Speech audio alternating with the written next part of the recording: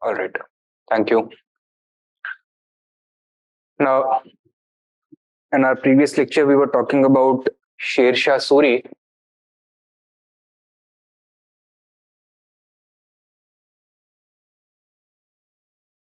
And we had talked about his administrative reforms, we had talked about his economic reforms and his other miscellaneous reforms. There were a couple of questions regarding him, whether he should be considered the real founder of Mughal power in India, and whether he was the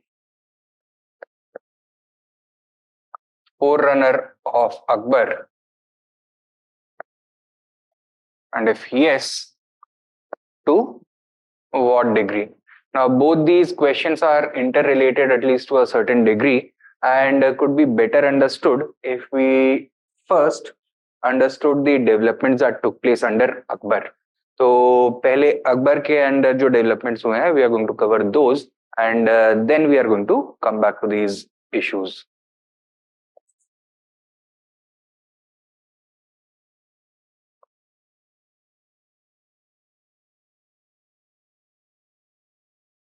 Time period 1556 to 1605. Now, what are the things that we'll be covering? First of all, the important political developments which took place during Akbar's rule. Secondly, we will be covering the administrative structure created by Akbar within both his central as well as provincial administration, provincial and sub-provincial administration. We are also going to discuss the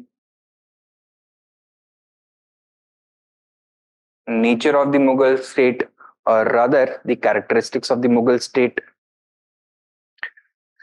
Then we'll be covering issues such as Akbar's Rajput policy, or first religious policy.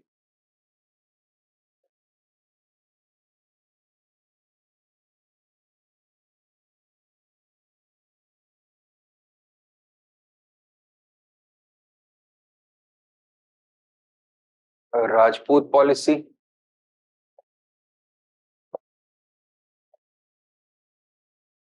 The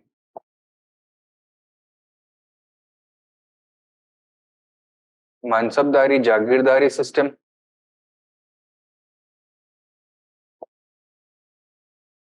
Akbar's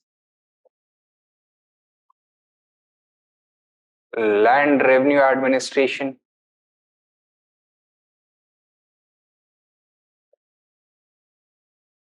And finally, addressing the question of whether Akbar should ideally be considered as India's first national ruler or not, right? So these are the things we'll be discussing, and following this, we'll come back to these issues regarding the interpretation of Sher Shah Suri's significance in Mughal history. Now, first of all, the important political developments.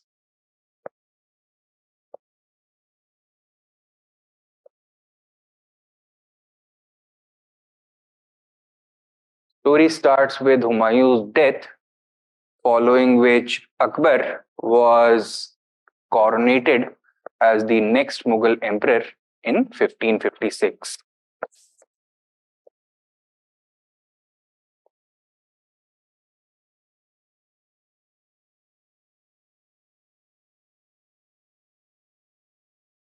Right, at a place called Kalanur, which is in present day Punjab.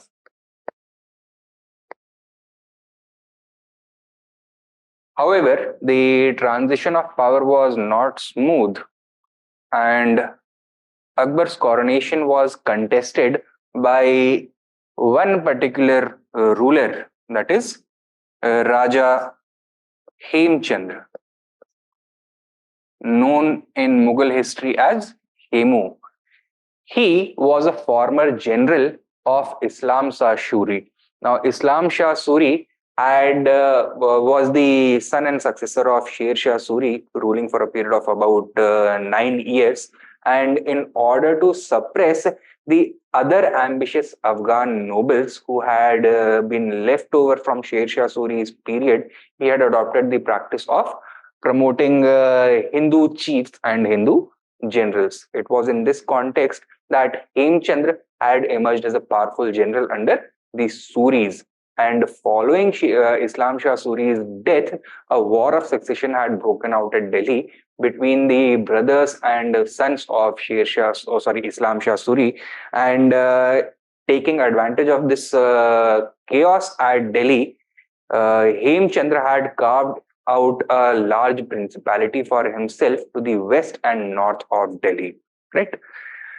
Now, when Akbar was coronated, his rule was still contested primarily by Hemchandra. And for this, Akbar's mentor and regent, Bairam Khan, had to fight a major battle. That is the second battle of Panipat.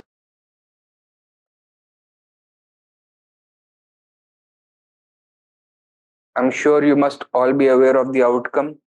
The Mughals came from a very disadvantageous position to secure victory, and Hemu was able to clutch defeat out of the jaws of victory in this particular battle.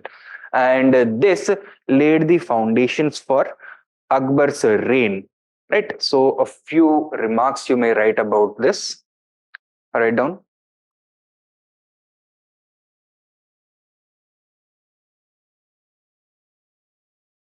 Sher Shah's successor,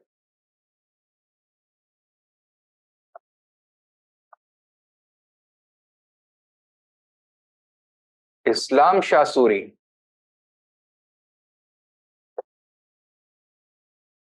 had adopted the practice of promoting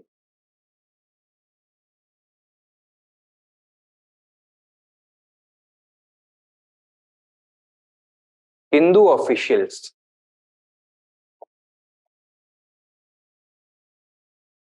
in order to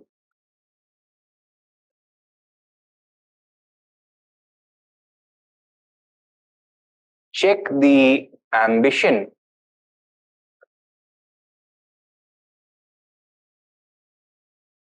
of the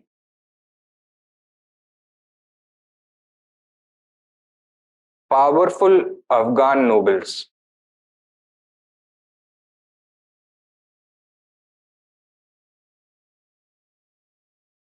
Full stop. Next subpoint. In this context,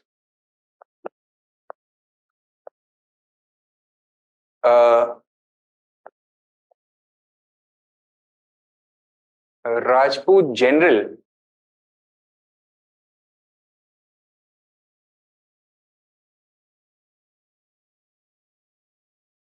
Hemchandra or Hemu had emerged as a powerful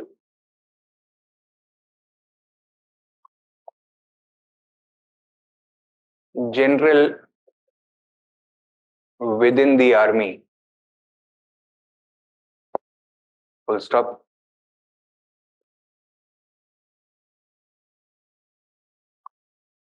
Following Islam Shah's death, the Suri Empire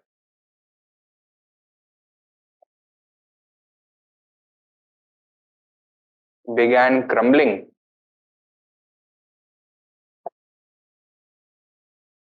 due to a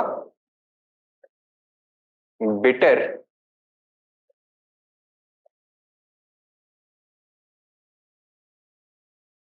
succession dispute.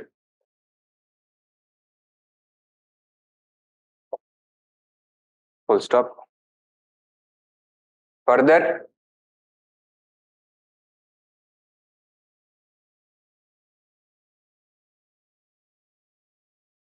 Humayun's return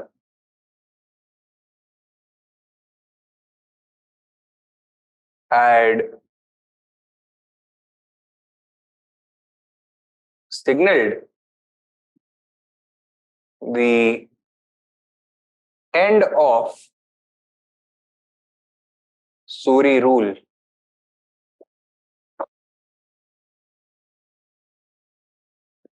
Next subpoint. Taking advantage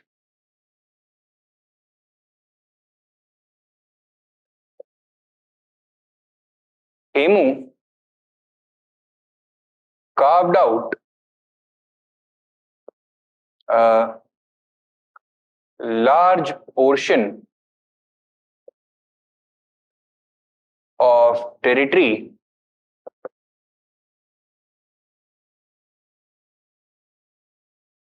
to the north of Delhi and declared himself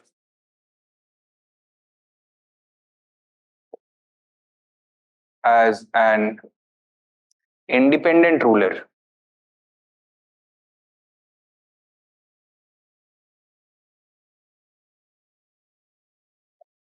With the title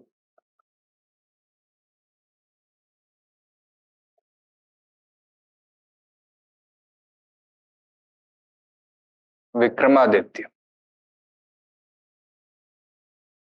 Full stop. Next subpoint. He contested the rule of the Mughals and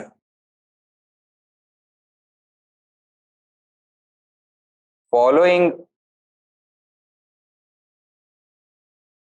Humayun's death in 1556,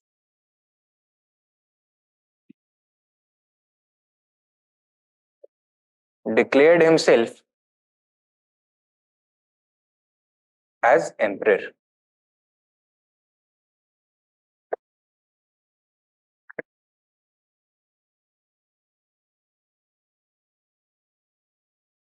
Thus, the stage for the second battle of Panipat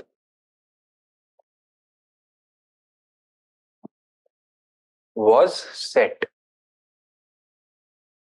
Full stop. Next point. The Mughal forces led by Akbar's regent. Must remember that Akbar was very young at this point of time, only 13 years of age. So the real power was in the hands of his regent, Bairam Khan.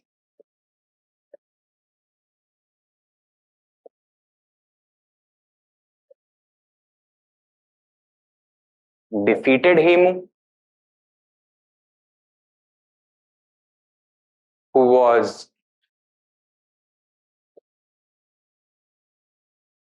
captured and executed. With this,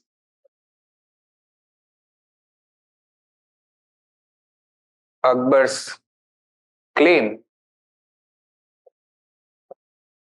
to the throne was confirmed.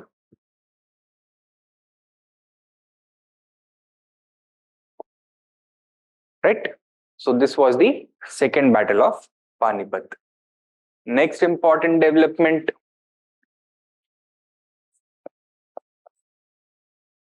1560. Right? So what had happened after the second battle of Panipat was that Akbar had been sent by Bairam Khan to live at Agra, where he was supposed to receive his education and training.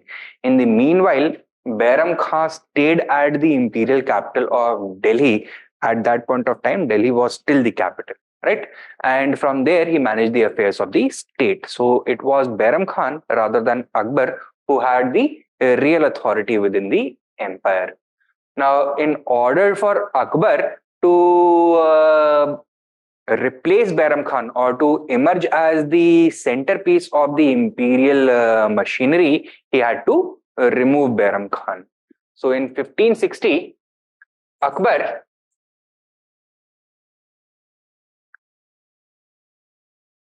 came from Agra to Delhi and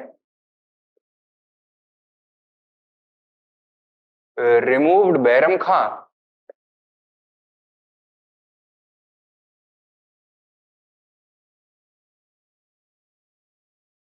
from his offices. So Bairam Khan was not only the commander-in-chief but also the Wakil Sultanate or the prime minister. So from both these positions he was removed. Subpoint. Following this,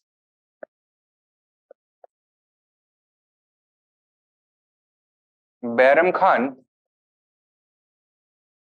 was arrested for what crime? On charges of treason. Now, Akbar could not simply have removed Bairam Khan and expected to receive power smoothly. The transfer of power would always be contested. So, in order to eliminate Bairam Khan, first Bairam Khan had to be delegitimized. So, Akbar and his followers charged Bairam Khan with treason. They accused him of trying to usurp the royal authority from Akbar, who was the rightful ruler, right? So following this, Bairam Khan was arrested on charges of treason. However, executing Bairam Khan through the judicial process would not have been very convenient at that point of time, because Bairam Khan was almost like a father figure to Akbar, and the execution of Bairam Khan would have stained Akbar's hands with blood, and this was the start of his actual reign, and Akbar did not want to begin on this note. He wanted to generate goodwill from all his subjects, including the close relatives and followers of Bairam Khan as well. And thus, he released Bairam Khan. However, so write down,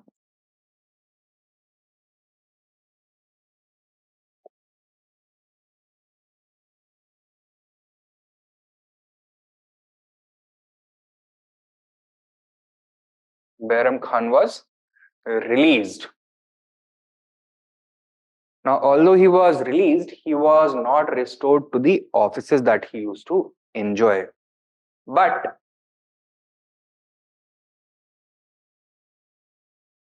was forced to retire. और retire होने के बाद इंसान क्या करता है? तीर्थ यात्रा पे जाता है. So at Akbar's instruction, Bairam Khan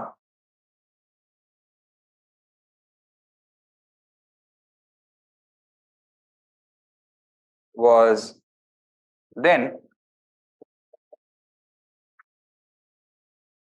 instructed to perform Hajj.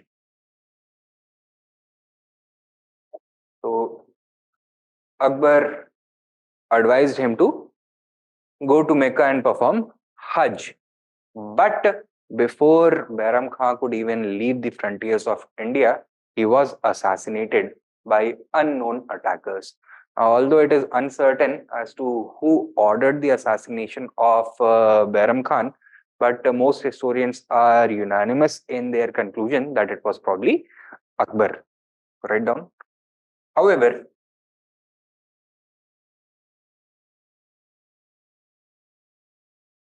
before Bairam Khan could leave India,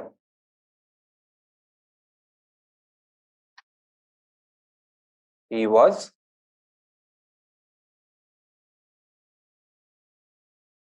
assassinated. Right? And this marked the real beginning of Akbar's reign. Right? So these are some of the early developments. Next, right, 1568.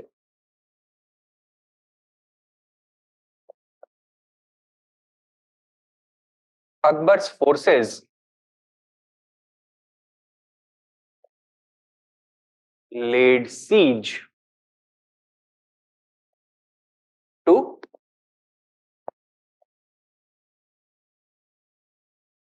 Chittorgarh. Where is Chittorgarh? Rajasthan, specifically southeastern Rajasthan. It was then the capital of Mewar. You can further add the capital of Mewar, right? And why did he lay siege to Chittorgarh? Well, it was because the ruler of Mewar, that is Maharana Pratap, had refused to accept Akbar's overlordship. Right now, the Akbar had created a new system of alliances with Rajput chiefs on the periphery of the Mughal capital. Delhi Agra के surrounding जितने भी राजस्थान में Rajput chiefs थे, they all were invited to accept Akbar's overlordship. Some of them were even invited to make matrimonial alliances with the royal household, and in return they were granted top positions within the Mughal administration. They were also granted high mansab ranks and even given command of important campaigns, military campaigns. Mewar, on the other hand, led by Maharana Pratap, did not accept it, and therefore Akbar decided to crush his power. Right. So Akbar laid siege to Chittorgarh, the capital of Mewar. Next up point likho. Its ruler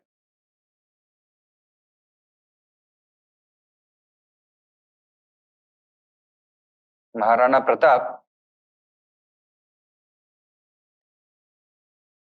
had refused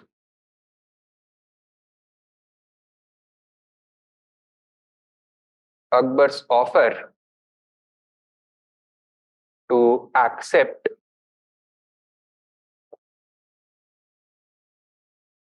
Mughal suzerainty.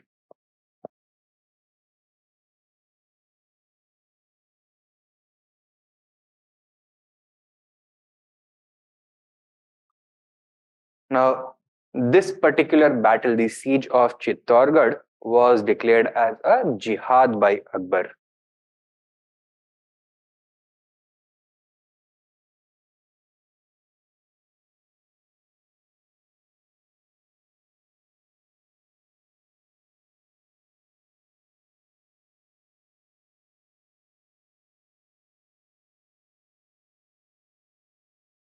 This would be the one and only battle that Akbar declared as jihad, right? What was the outcome? Now, although the capital city of Chittorgarh fell and continued to remain under Mughal occupation till Jahangir's reign, however, neither the Maharana, that is the ruler, nor his treasury, nor the core of his army could be brought under Mughal or could be captured by the Mughals or destroyed by them. Right. So next sub point, write down the Mughals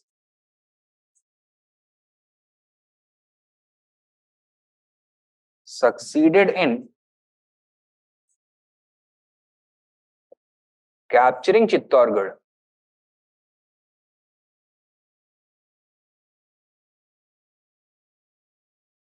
but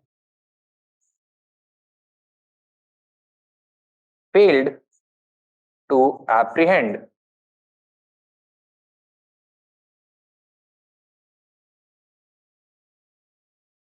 Maharana Pratap,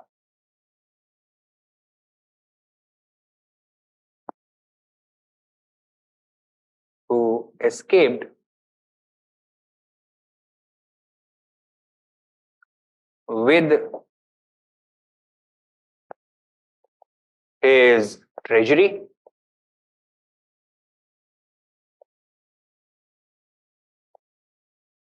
nobility, and household. Therefore, although this was a tactical victory for the Mughals, but they had been unable to fulfill their strategic objectives. That is, to destroy the entire state of Mewar. Thus, the state of Mewar and its royal household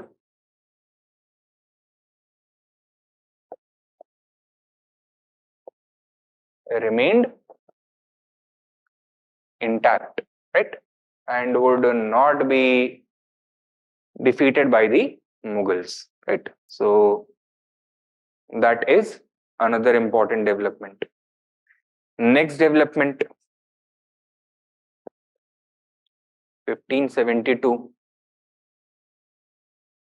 Akbar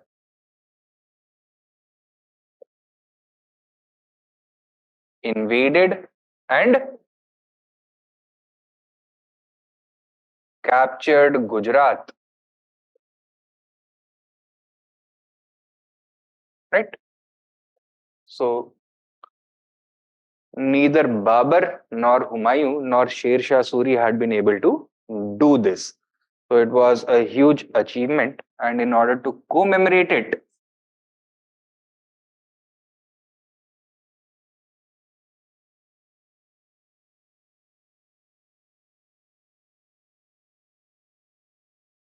commemorate this conquest, he constructed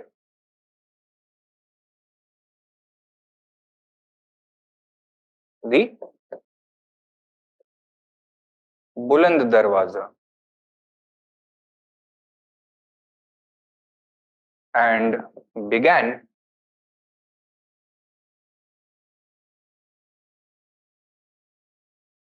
construction of his new capital,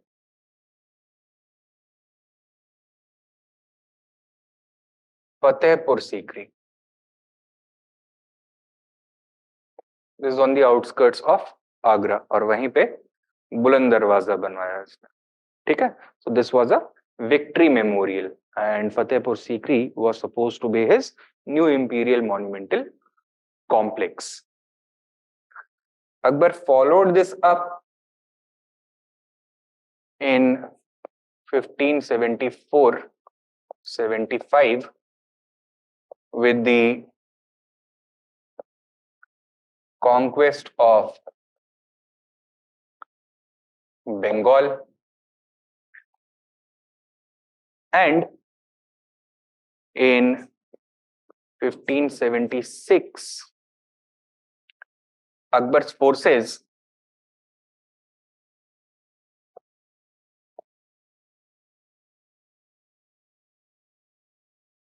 defeated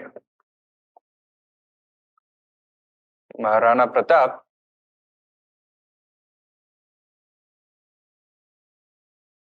in the Battle of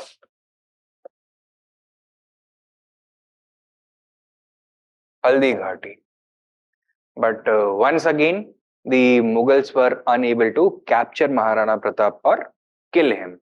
He was once again able to escape and continue his struggle against the Mughals.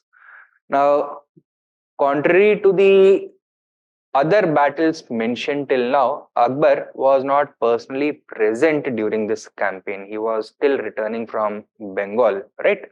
And therefore, the leadership was in the hands of two of his generals. The Mughal forces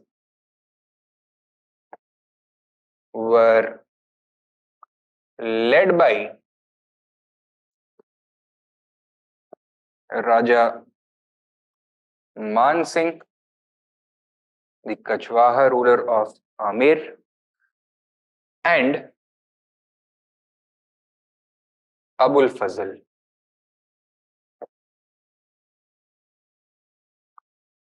Next subpoint.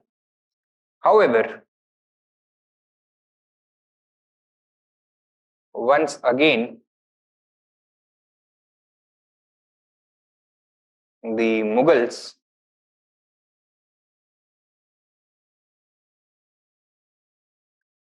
failed to capture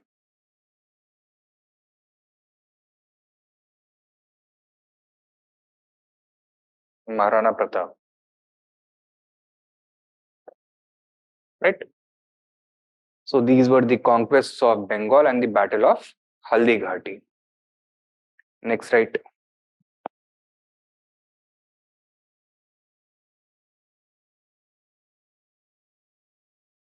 1584,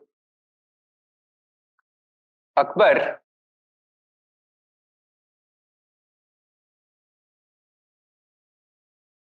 conquered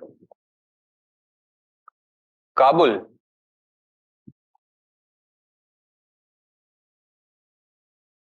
which had been lost during Humayun's reign.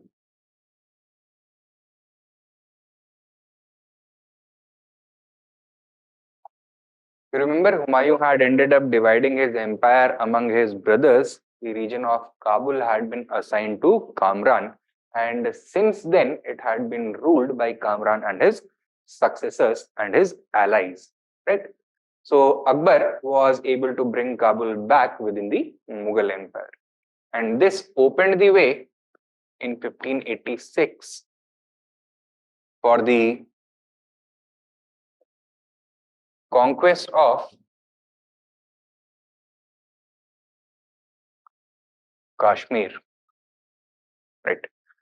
And with this, the whole of North India was now under Mughal rule, from Kabul and Kandahar in the west, right up to Bengal in the east, and from Kashmir in the north, right up to the Vindhyas in the south. But Akbar did not stop there. In 1601, Akbar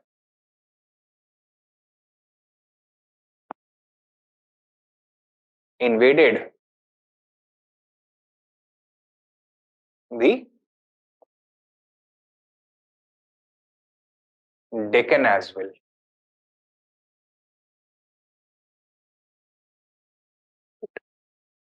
In fact, his invasion of the Deccan had started in 1599 itself. In 1601, it came to its close, and the Mughals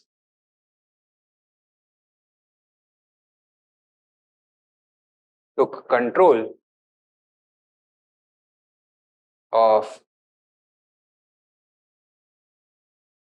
Khandesh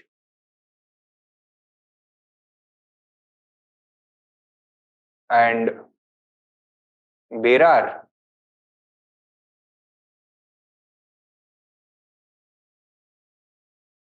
after defeating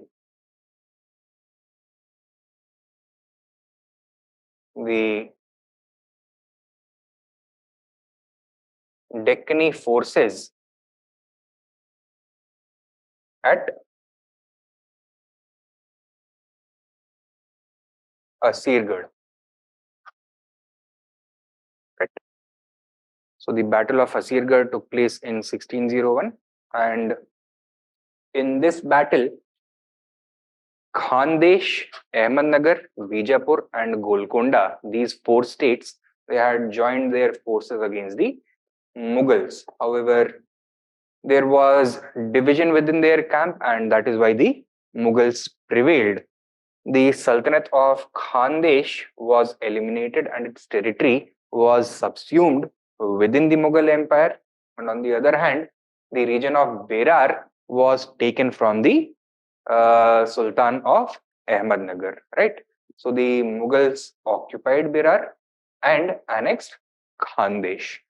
However, the Mughal control over the Deccan remained tenuous, and the region continued to be contested right up to the second half of Aurangzeb's reign, when all the Deccani Islamic states, sultanates, had been eliminated and their territory incorporated within the Mughal Empire. Right.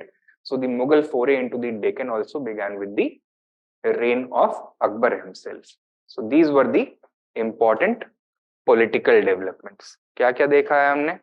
First of all, his coronation, the second battle of Panipat, the removal of Bairam Khan, his assassination, Akbar's conflict with Chittorgarh, followed by his conquest of Gujarat, the conquest of Gujarat and Bengal, the battle of Haldi Ghati, the conquest of Kabul, Kashmir, and Khandesh and Berar. Right.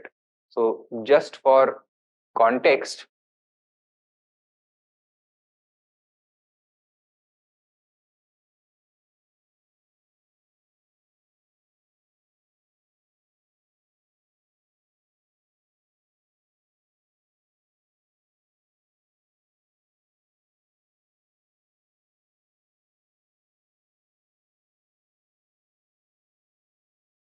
Akbar's empire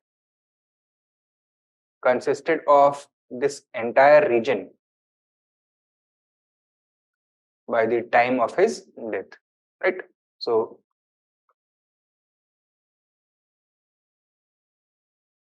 excluding the Assam Brahmaputra Valley, the whole of North India, Gujarat, the whole of Rajasthan with the exception of Mewar, and the whole of Punjab, including the Pashtun tribal regions of southern Afghanistan, that is Kabul and Kandahar, right?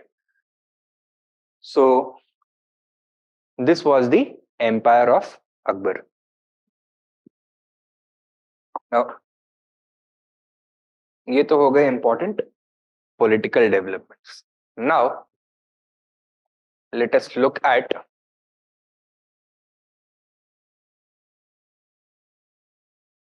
Akbar's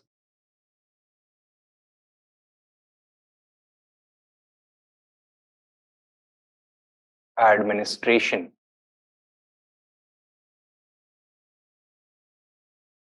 First of all, the central administration.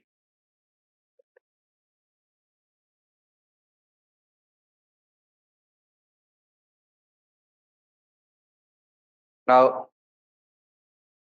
Akbar introduced a new theory of kingship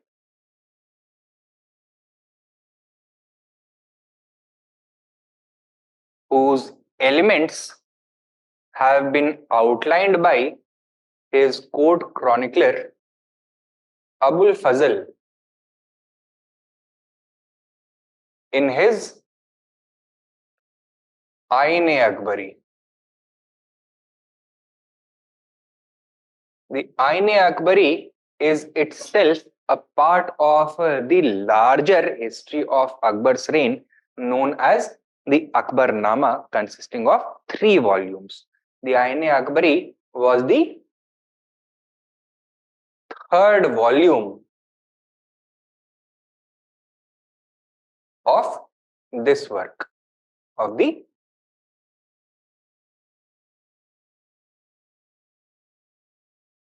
Akbarnama, right? It consists of details such as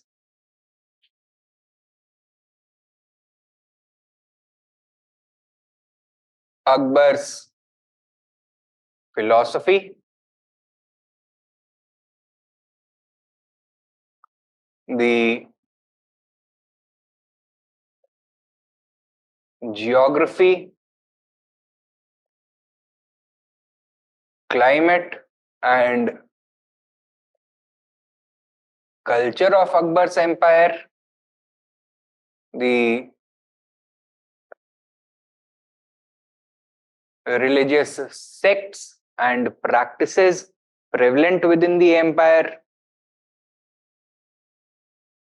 the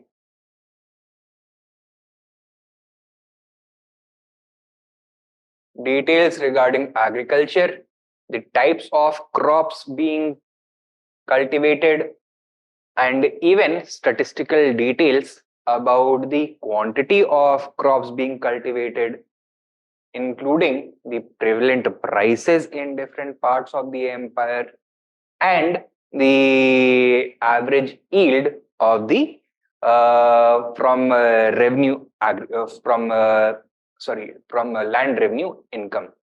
Apart from this, it also consisted of a survey of the artisans and their activities, right? So it is an encyclopedic work which deals with several subjects, and it is within the philosophical portion of this work that we find the elements of Akbar's new theory of kingship. Now, Akbar had based his new theory of kingship on the basis of the divine origin of kingship.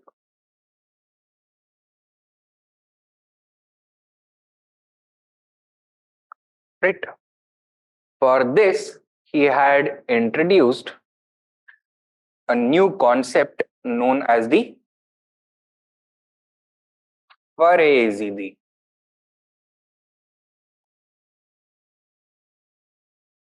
or the light of God.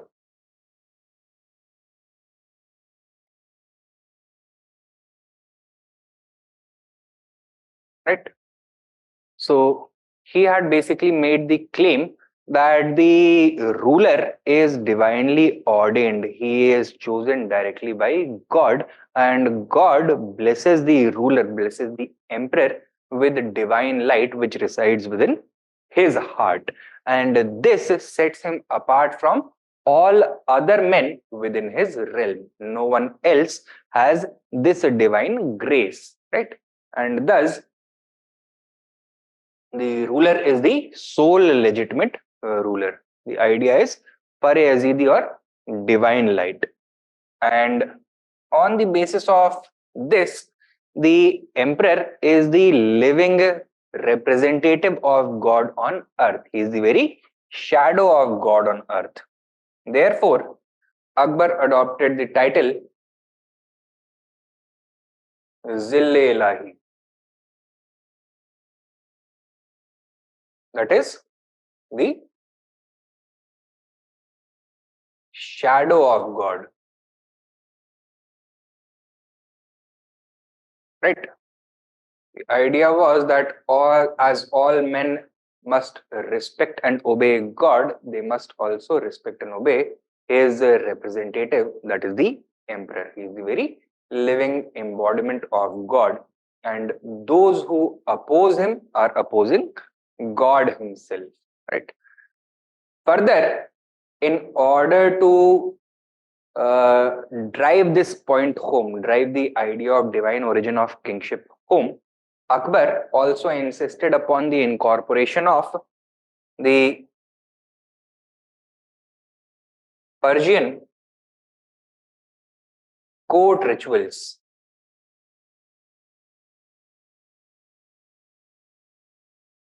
such as Sijda, Paibos, and the celebration of Nowruz.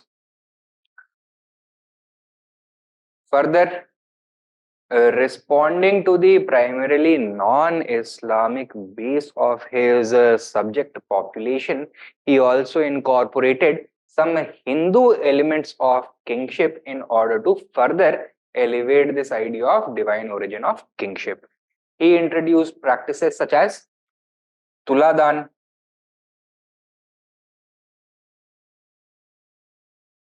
Tika, and Jharokha Darshan.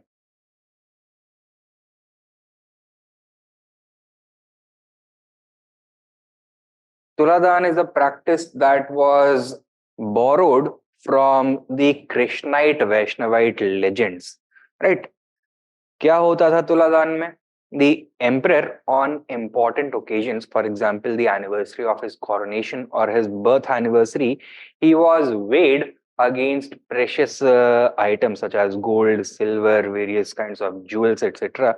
Following which, all these things that he was weighed against, they were distributed among the poor and needy, or they were set apart for specific charitable purposes, right? So this was a practice that was common among the Hindu rulers of India as well. And in order to legitimize his rule in the eyes of his Hindu subjects, he had adopted this. Similarly, there was the ceremony of Tika. So once again, on the occasion of the king's birthday and his coronation anniversary, the emperor used to receive the Tika from the local chief priest, right? So this was once again a signal to his Hindu subjects that he was the legitimate choice of God. And Jharokha Darshan, Jharokha means window, and Darshan means to give a divinely presence, right? So every morning, Akbar appeared on his palace window to uh, simply give a glimpse of his visage to the subjects who had uh, organized or who had gathered below that window in order to catch a glimpse. So Akbar's idea was that since the emperor is a living representative of the divine, the subject population must not be deprived of his sight. They are going to be blessed. So these ideas and practices were introduced by him. Right. Next, Akbar also adopted the policy of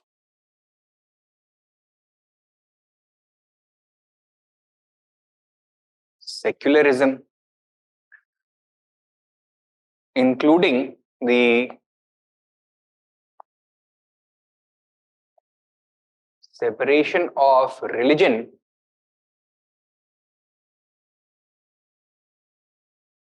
from state affairs,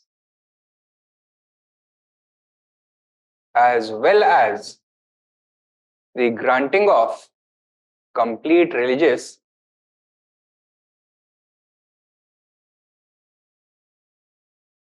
freedom to all subjects. Now, this separation of religion from the state was done in order to minimize the role of the ulama in political affairs. So, this was a tool through which Akbar wanted to centralize power in his own hands. So, secularism acted as a tool of royal despotism or royal absolutism. As an expression of his efforts to separate religion from the state, he introduced few concepts. He adopted the title of Imam-e-Adil and Insan-e-Kamil, following a proclamation he made in 1579 known as the Mazharnama. This was done after the conclusion of the Ibadat Khana discussions. Now, the title Imam-e-Adil and Insan-e-Kamil were traditionally reserved only and only for the Prophet. Now, by adopting this title Imam-e-Adil, whose literal meaning is the leader of justice, Akbar was signaling to the entire subject population, including the ulemas, that he is the chief interpreter of the faith. That if a religious dispute arises, Akbar shall be the final arbiter. And the title of Insan-e-Kamil was once again the assertion of royal supremacy. This means the most learned man, the most capable man. So once again, this was a title that had been reserved only and only for the Prophet. So by claiming equality with the Prophet, at once he had elevated himself above the entire ulama, and not only above the entire ulama, but also above the Ottoman Caliph. Right. So this was his idea of secularism. Right. And when it comes to granting religious freedom, Akbar borrowed heavily from the Mongol tradition of his ancestors. Now, Genghis Khan had also governed over an extensive empire which was religiously very diverse, and he recognized that if the people are not allowed their customs, their faith, then the tendency of rebellion is going to be higher. Secondly, by granting religious freedom to all subjects and not only Muslims, he was also diminishing the importance of the ulema class, because the ulema class would always promote Muslim interests contrary to the interests of the bulk of the population. So this was both a reflection of Akbar's national vision, his pluralistic vision, as well as his royal despotism.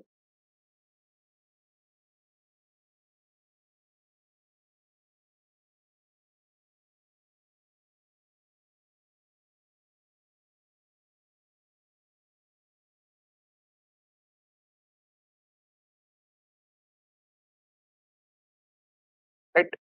So another element of Akbar's theory of kingship was secularism. Next, we have the idea of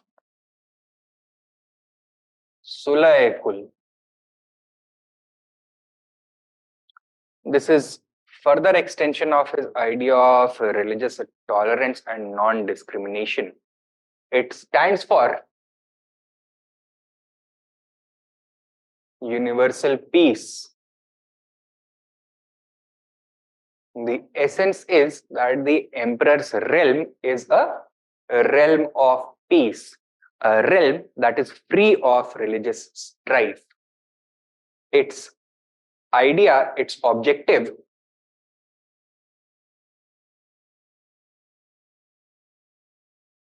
was twofold: to reduce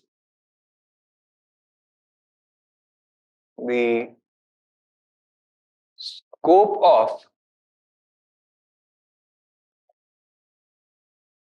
religious conflict which could potentially tear the empire asunder, and to emphasize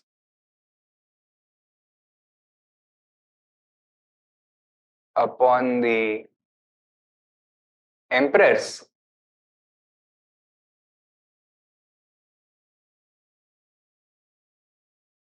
centrality.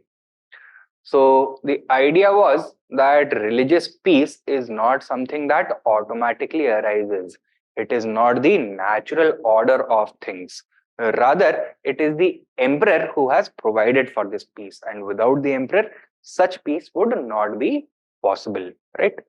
This also became the basis for Akbar to induct a large number of non-Muslims into the Mughal hierarchy, Mughal aristocracy, and thus counterbalance the orthodox Islamic elements.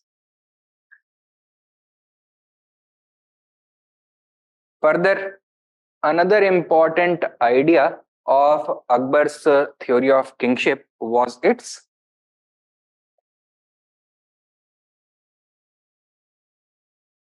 universalism.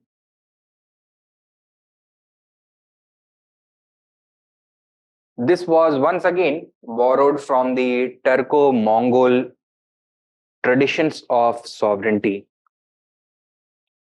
The idea emphasizes that as there is one God, there shall be one sole representative of God on earth, and that representative must be the universal ruler of all. Right? So it was from here that the idea of the Mughal emperor as a global universal sovereign emerged. But before the Mughal emperor could become global sovereign, he would have to become the universal sovereign of India at least. So, as there is one sun and several planets, there shall be one emperor and several subordinate rulers. So, this became the basis for Akbar's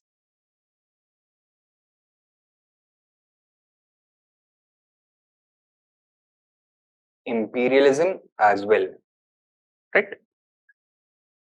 So his universalism became the basis for his imperialism. Another important aspect of Akbar's reign, of Akbar's theory of kingship, was the idea that the king must be the living embodiment of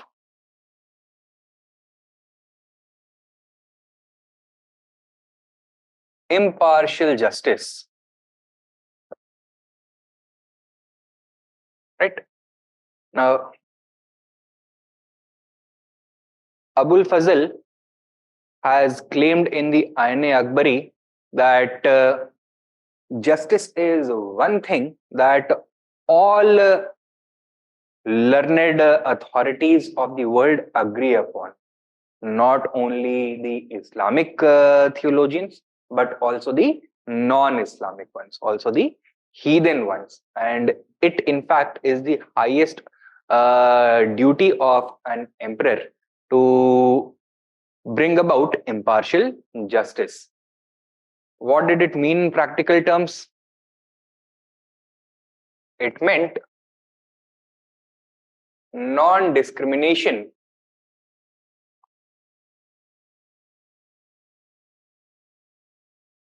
in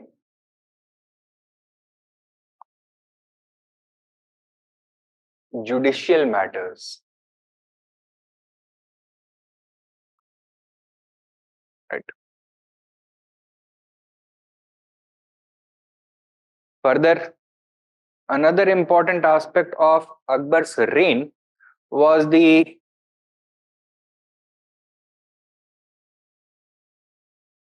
uh, idea of, how can we put it? Huh.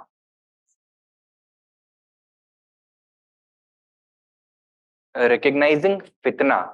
Now, fitna is an Arabic word which means rebellion. Rebellion is not only political, it can also be philosophical, it can also be cultural, right? So, the idea of rebellion or fitna being a valid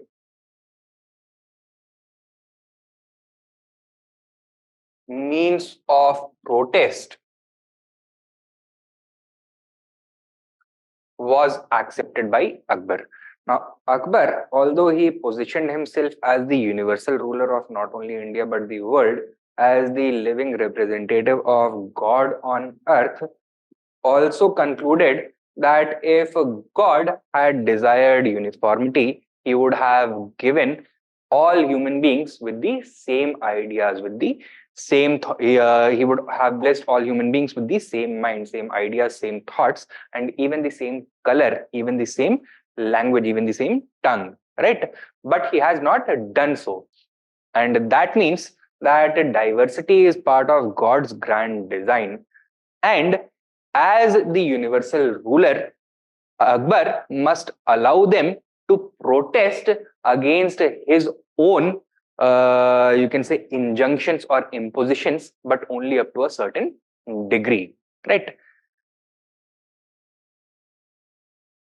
And it is in response to this that one weakness of Akbar's reign of the Mughal theory of kingship emerges.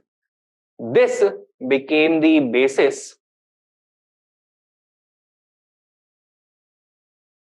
for succession, right? Now, we find this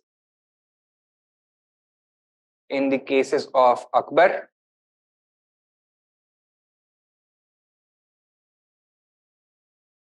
Jahangir, as well as Shah Jahan. Now, towards the end of Jahangir's reign, there was a rebellion by Shah Jahan.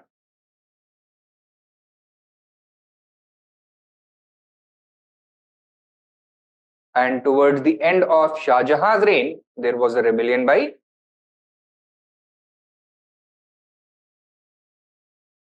Aurangzeb.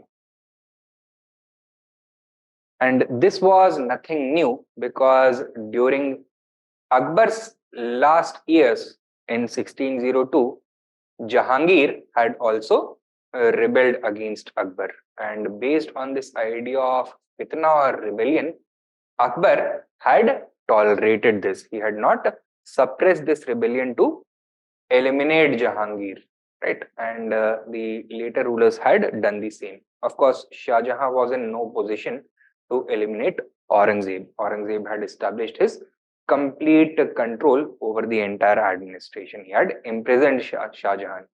But this idea of fitna resulted in a very vital element of the Mongol theory of kingship. That is,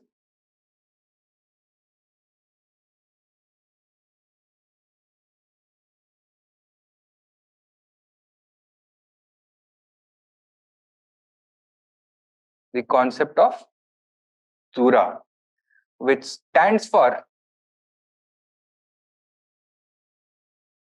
utmost respect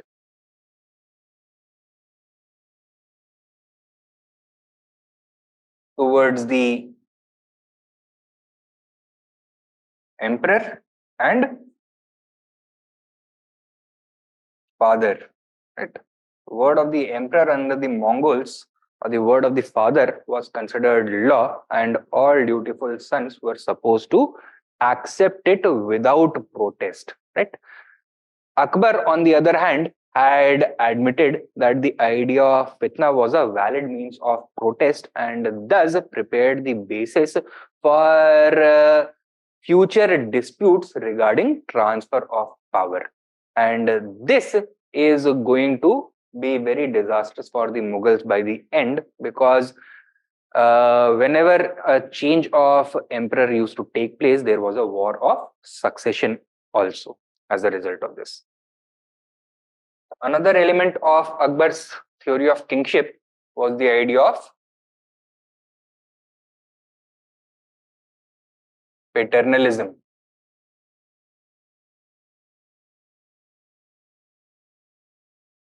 Right? Paternalism is the concept of when the ruler looks upon his subject population as their father and considers the subjects to be his children. Right? Now, Akbar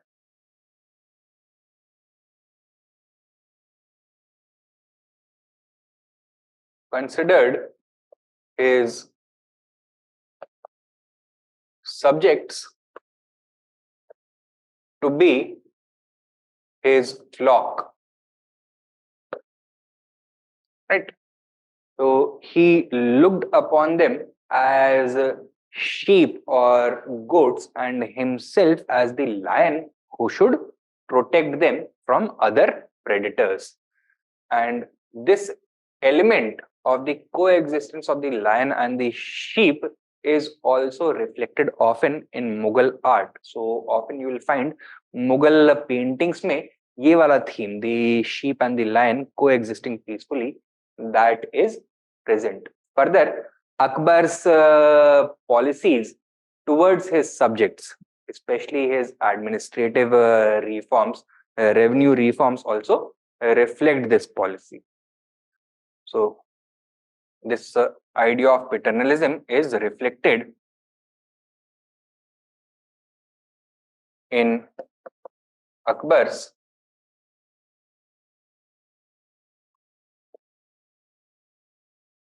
revenue and administrative reforms. It is also reflected in the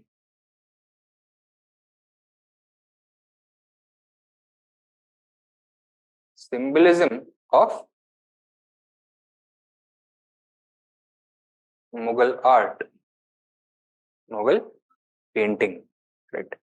So these are the elements of Akbar's theory of kingship. क्या है? Divine origin of kingship, secularism, the idea of sola-e-kul, universalism, impartial justice, fitna, and paternalism. Right. Now,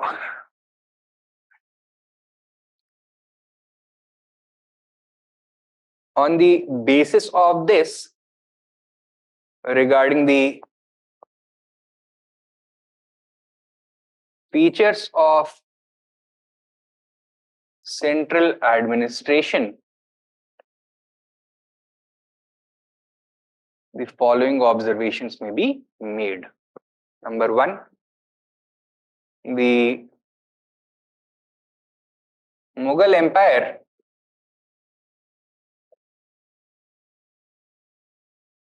under Akbar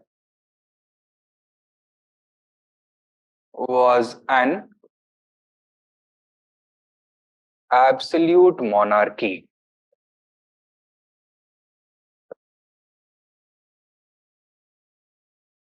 Subpoint, the emperor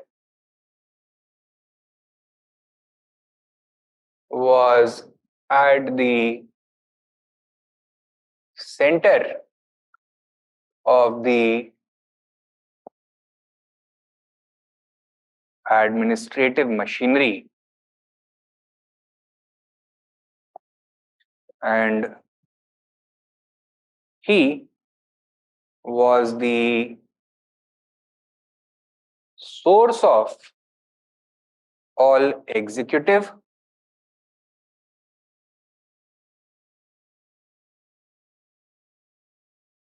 legislative, judicial, and military power of the state.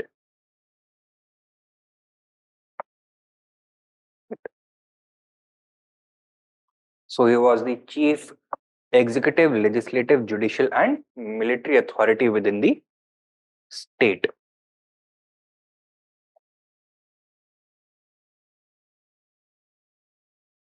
Second, right, the Mughals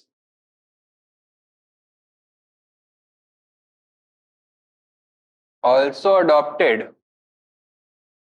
the element of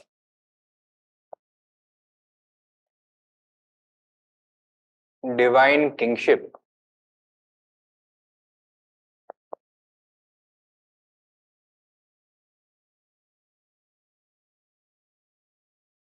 Akbar's model was derived from the A. Turco-Mongol traditions. For example, one of the titles adopted by Chinggis Khan was that he was the son of light, right? So Akbar claimed that his heart was the repository of Pare-Izidi or divine light. So Turco-Mongol tradition से to an extent borrow किया था. Persian conventions,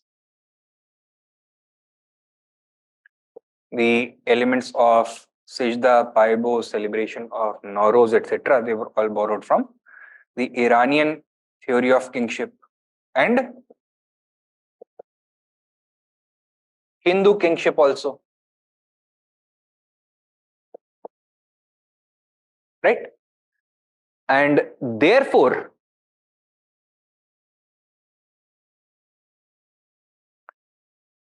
the Mughal central administration was a reflection of not only a particular convention of sovereignty or state organization, but a composite one, right? The Mughal administration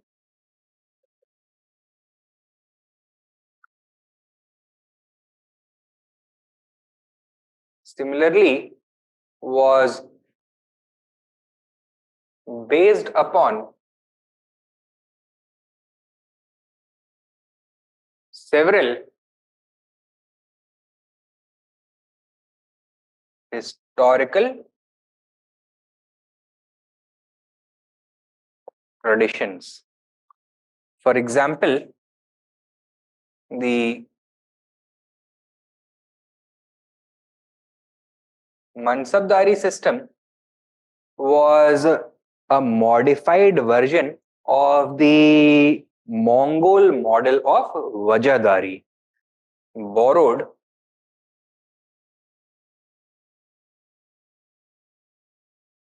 from the Mongols. Secondly, the pomp and show associated with the emperor's office was borrowed from the Persian conventions of kingship.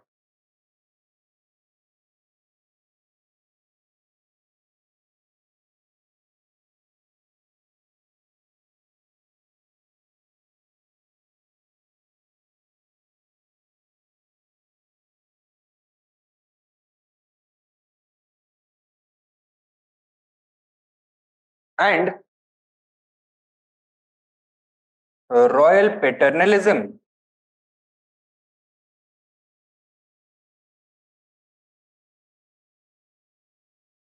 of looking upon these subjects as the children of the ruler was borrowed from the Indian conventions of kingship.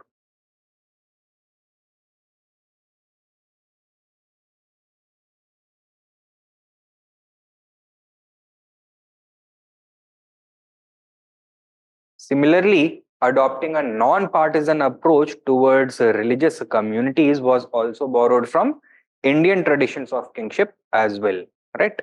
But ये दो तीन examples sufficient है, right? Further,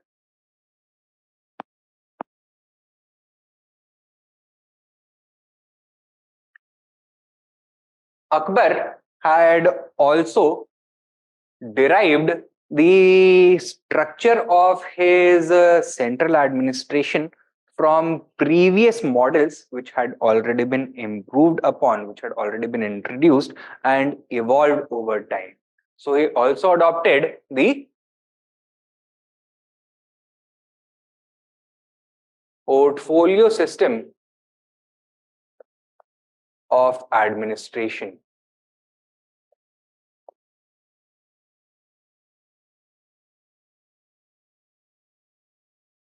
within which the different subjects of administration were divided into different heads, including the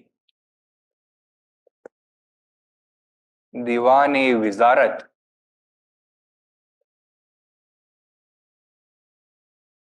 that is the Department of Finance,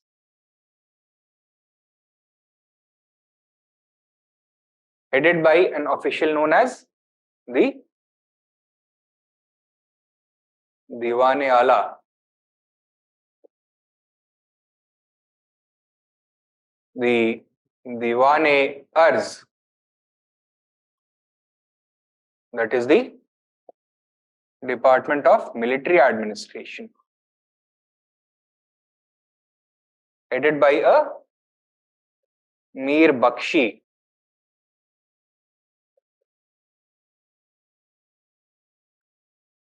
Diwan-e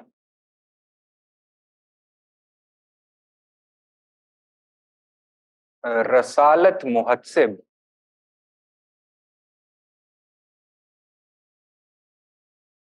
Diwan-e Rasalat Muhatsib, headed by an official known as Muhatsib.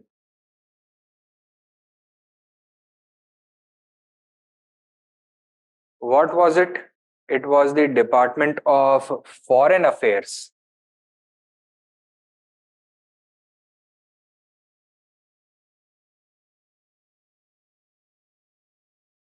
And later on, it also received the power to censor public morals during the reign of Aurangzeb.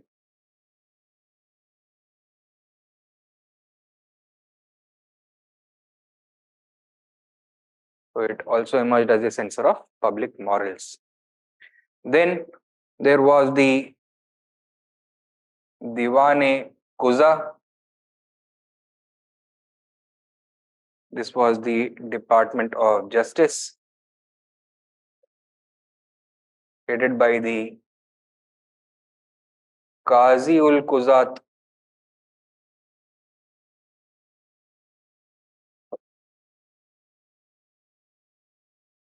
Then we had the Diwan-e-Saman.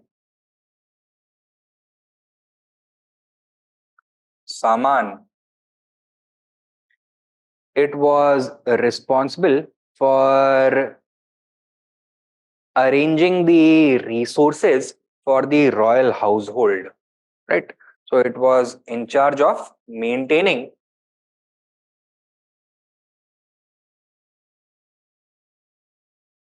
the finances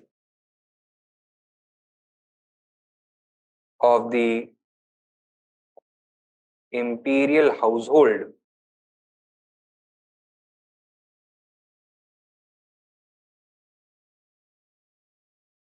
headed by the Mir-us-Saman.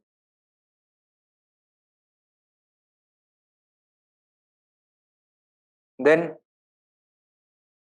we had the Sadrus Sudur. This was the department that was responsible for looking after the religious and charitable endowments.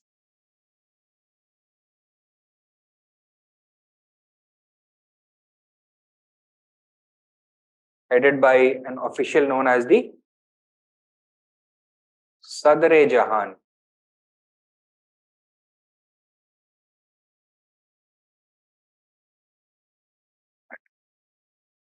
And finally, we had the Diwan-e-Insha. This was the department of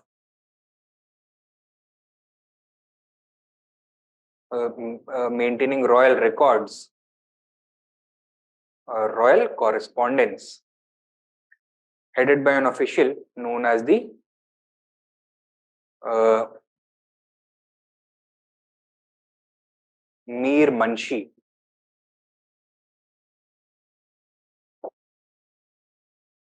Right? So, portfolio system of administration that had been introduced initially by Balban was also adopted by him. It was a rational system of central administration, and allowed the emperor to remain in direct contact with all his department heads, so he could oversee each and every aspect of day-to-day administration without the need of an intermediary. However, Akbar also introduced some modifications to this. एक बड़ा modification था the introduction of checks and balances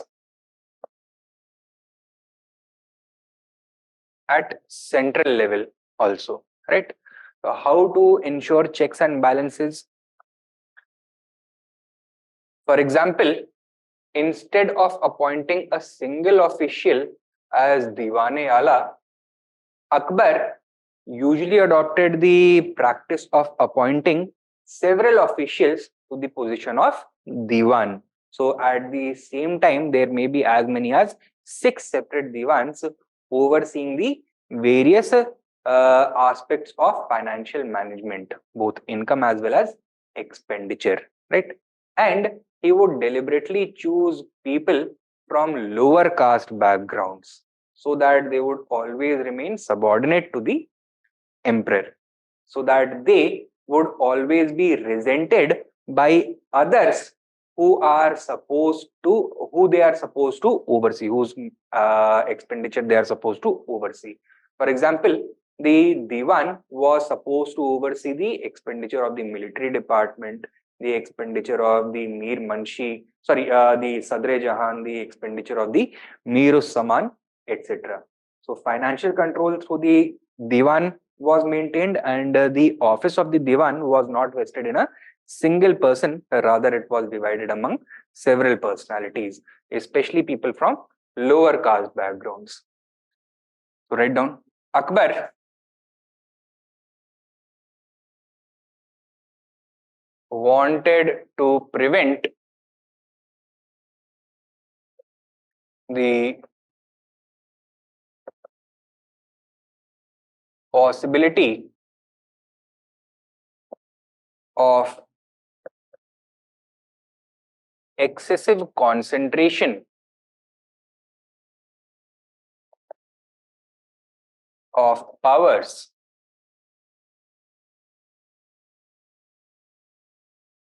within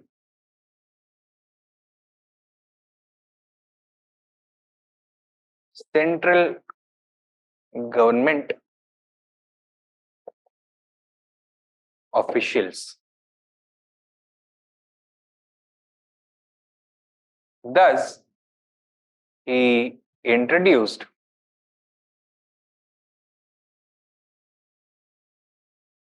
effective checks and balances.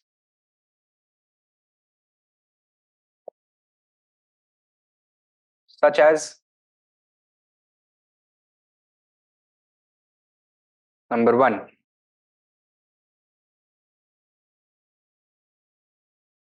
appointing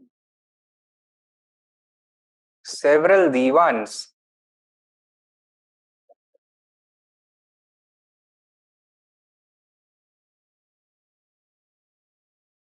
instead of a single official.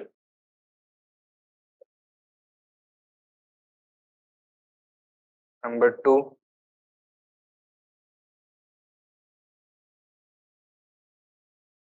requiring all expenses from every department to be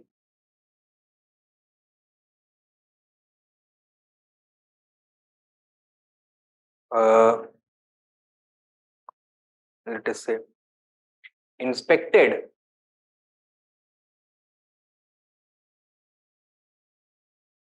by the divan.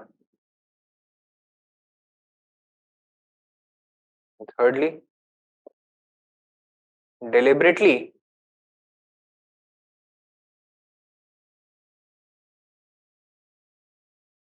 choosing divans from lower backgrounds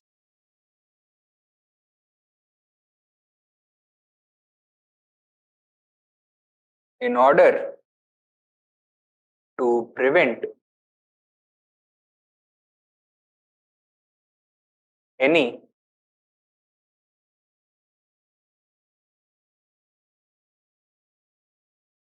cooperation between them and those they were supposed to oversee. Between them and those they were supposed to oversee. Right? So these were the elements of checks and balances. Next, right, number 6. The Mughal Empire was also a war state. Was also a war state. What is a war state? A state that has been created, is maintained, and expands on the basis of its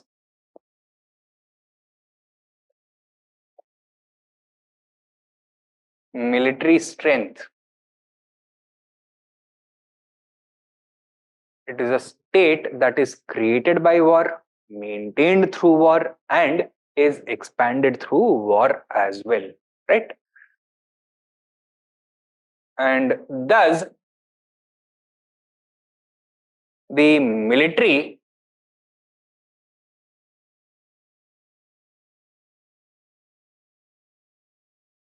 emerges as a central focus of the entire administration. In such a scenario,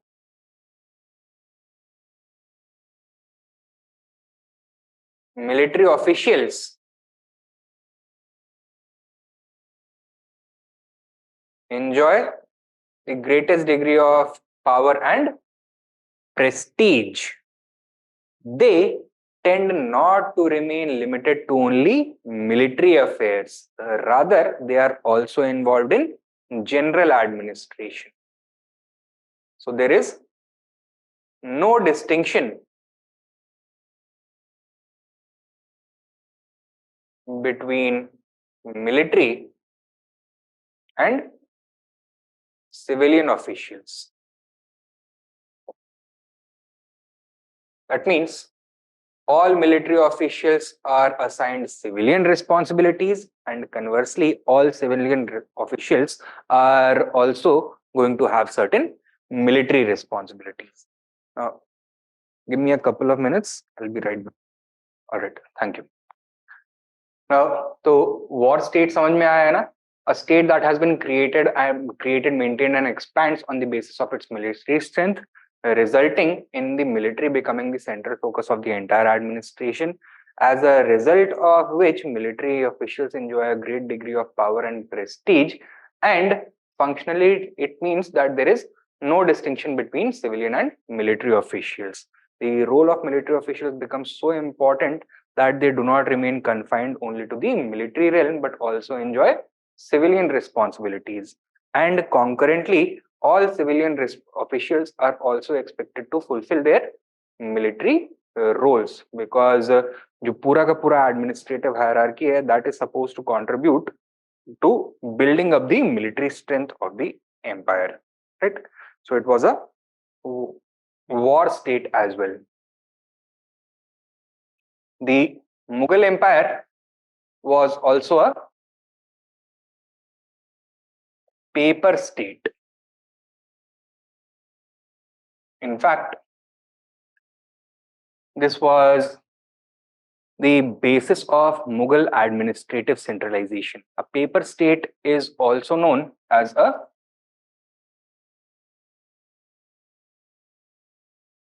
bureaucratic state. क्या defining feature होता है इसका? It has a large uniform and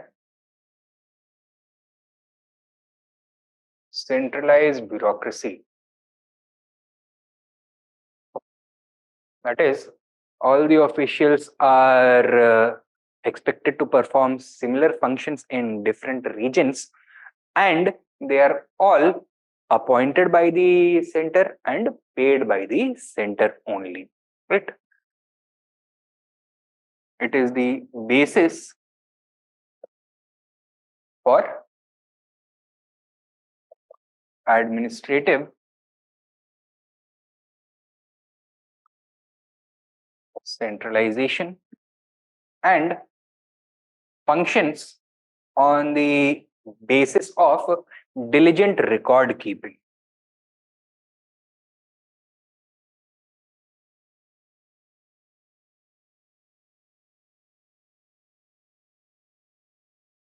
Right? In fact, this record keeping, इसकी वजह से ही ये term emerge हुआ है paper state. It is due to this record keeping that official channels of communication between the center and the lower levels of administration at the regional level, they are kept open, and the center is able to oversee and control administrative efforts at the lowest levels of administration. Okay? So it was a paper state as well. The Mughal Empire was also a cultural state. A cultural state is one which tries to create its own cultural impression upon the land that it governs, and thus derive its cultural identity from this culture, right? So the Mughals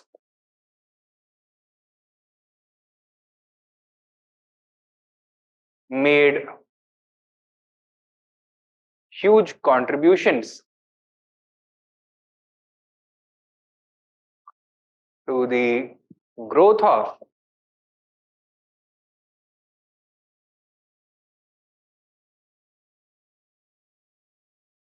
architecture,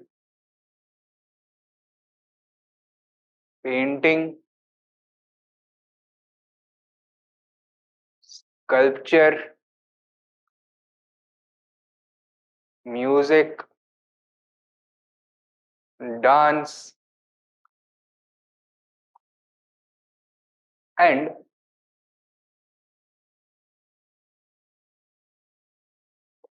cuisine. Instead of cuisine, you can write literature.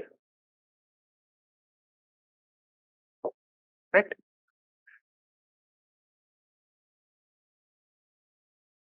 This was done to create a new identity for the state, not only to distinguish it from previous regimes,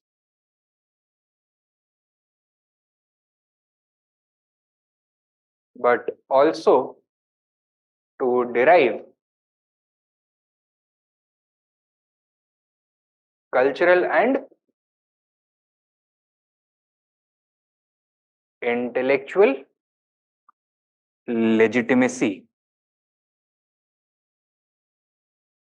When the state begins patronizing artists, architects, and scholars, the scholars also begin to legitimize the state. The artists also begin to glorify the state and its rulers, thus creating a place for this ruling class not only in the minds of the subject population but also in the general public sphere, not only within their empire but their rivals also, their neighbors also. So the Mughals at the same time were trying to make their place in India and in the world as a whole, right? Their natural competitors were the Ottoman Caliph and the Safavid Shah. तो उनके against Mughals अपने cultural exploits को major करते थे and on the basis of that they tried equality and superiority over their rivals, right? So this is the nature of the Mughal state. क्या क्या देखा है हमने? First of all, the Mughal Empire was an absolute monarchy. It had the element of divine origin of kingship. It was based upon several historical traditions, including the Turco-Mongol, the Persian, as well as Indian traditions. Akbar adopted the portfolio system of administration, but with the modification that it had a heavy dose of checks and balances. The Mughal Empire was a war state, it was a paper state, and also a cultural state, right? So these are the features of Mughal state as created by Akbar. तो central administration देख लिया है, nature of the state देख लिया है. Next we need to address provincial administration.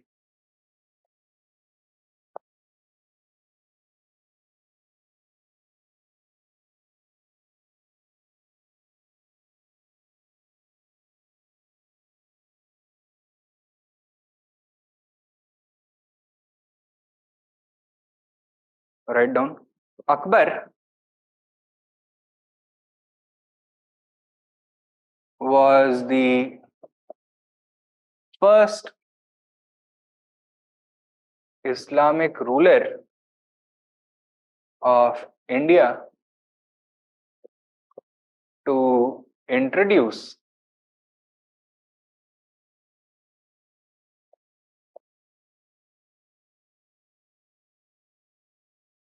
standardized provincial administration.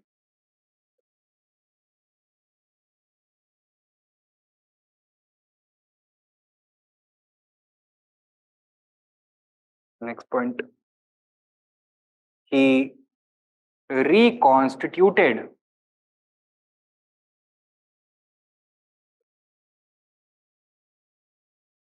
the various vilayats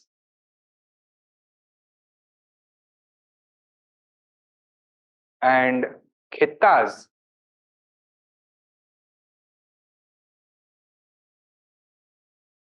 into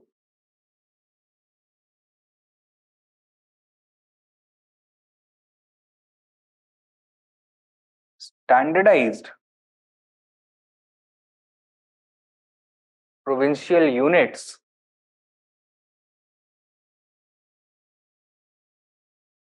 known as what?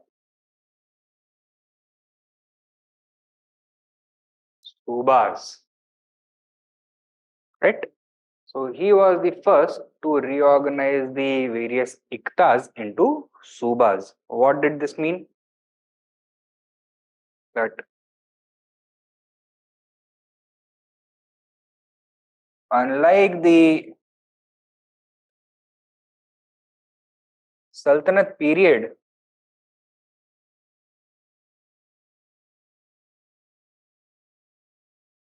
characterized by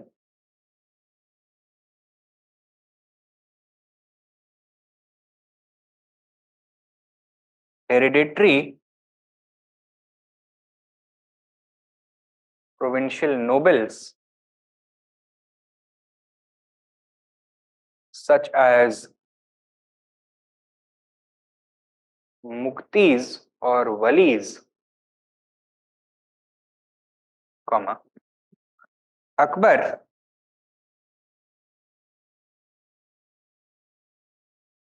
began appointing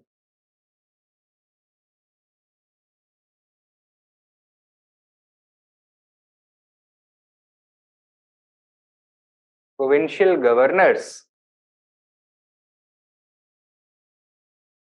and their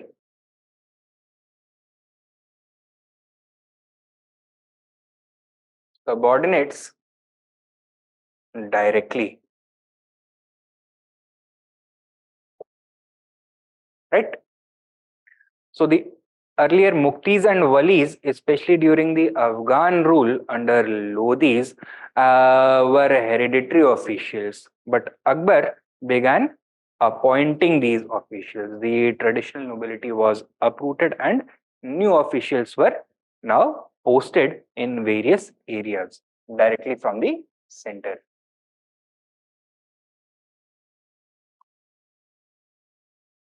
These officials were regularly transferred and paid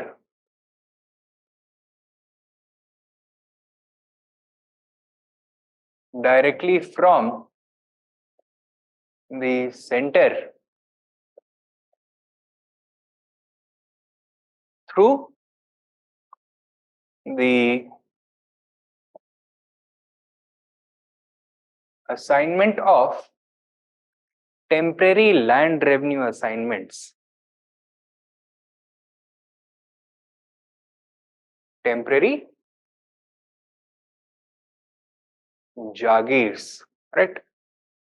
This was also a departure from the earlier practice where the hereditary officials used to govern the area that they were holding as their revenue unit. They were governing their own private land. This was not the case under Akbar.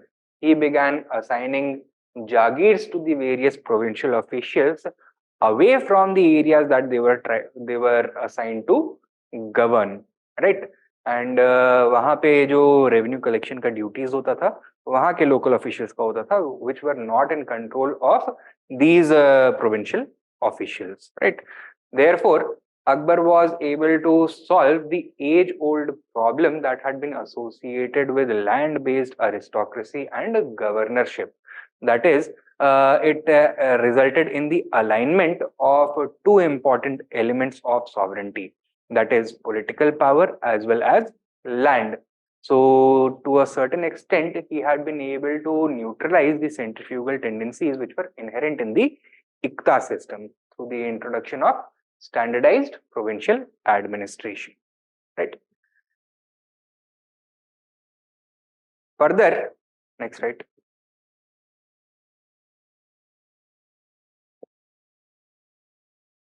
Further,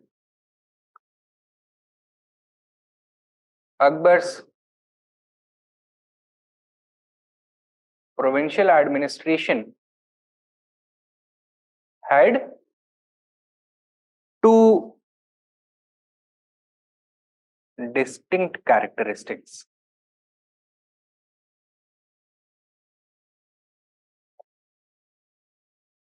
Number one, uniformity, and number two,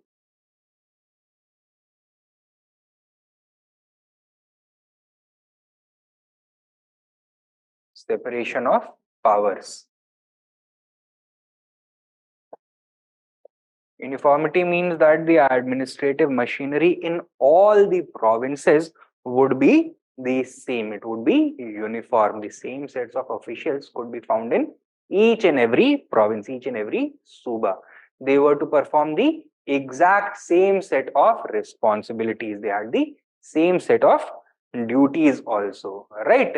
तो ऐसा नहीं है कि unlike the previous ICTA system, when the iqtadar of a particular region had certain special privileges. No such special privileges were given to any of the provincial officials or their underlings. And separation of powers means that instead of a provincial authority being concentrated in the hands of a single official, these responsibilities were distributed among several officials. Right? कैसे था ये? Let us see. The empire was divided into provinces known as subas.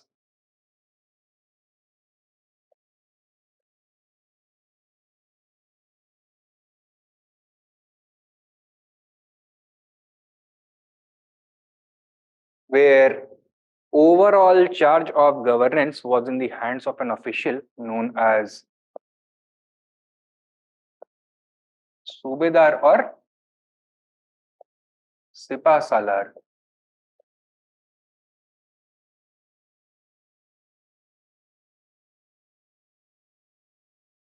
However, financial responsibility was placed in the hands of an official known as Diwan. There used to be a military official known as Bakshi, and the chief judicial official at the provincial level known as Qazi. Right. So Subedar or Sipah Salar was in charge of general administration.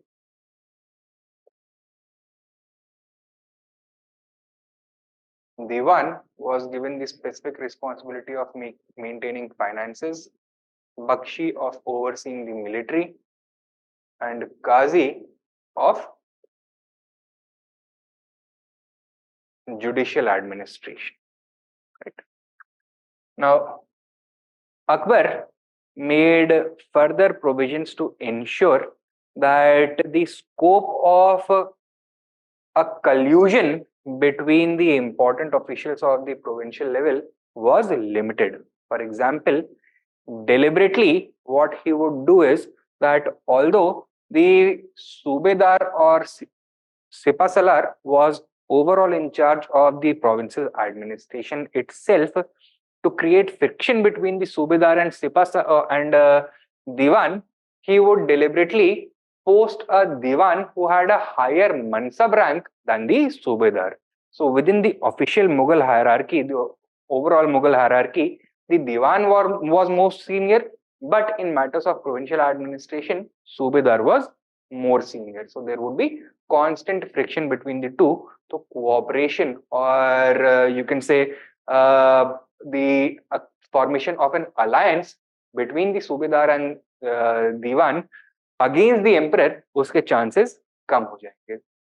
Similarly, when it came to matters of military administration, the Bakshi, especially during wartime, was empowered to bypass the Subedar and send direct reports to the emperor himself, right? Similarly, the provinces also had a large and elaborate system of espionage maintained by the center, and the Bakshi was overall in charge of the military intelligence apparatus. So the Bakshi used to send secret reports to the emperor on a regular basis, reporting upon the activities of the other powerful officials, including the Subedar, Diwan, and the Qazi. Right? So, इस तरह के checks and balances, safeguards and firewalls, they were put in place. The Subas were further divided into districts known as Sarkars,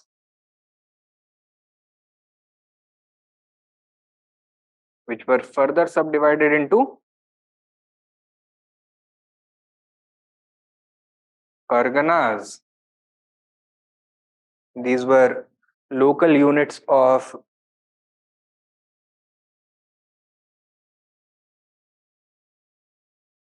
revenue administration as well as general administration. They were in fact a collection of villages.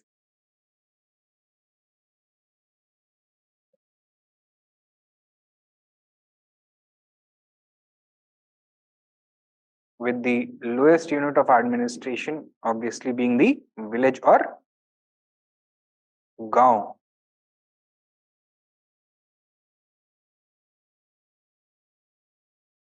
Now, standardized local administration had already been introduced by Sher Shah Suri, and it was continued by Akbar, but only difference was कि यहाँ पे थोड़ा सा इसने नाम में change कर दिया, right? Sher Shah system had officials such as the Shikdar है Shikdaran and Munsif है Munsifan at the Sarkar level. यहाँ पे अकबर में the Shikdar है Shikdaran was renamed to Fajdar.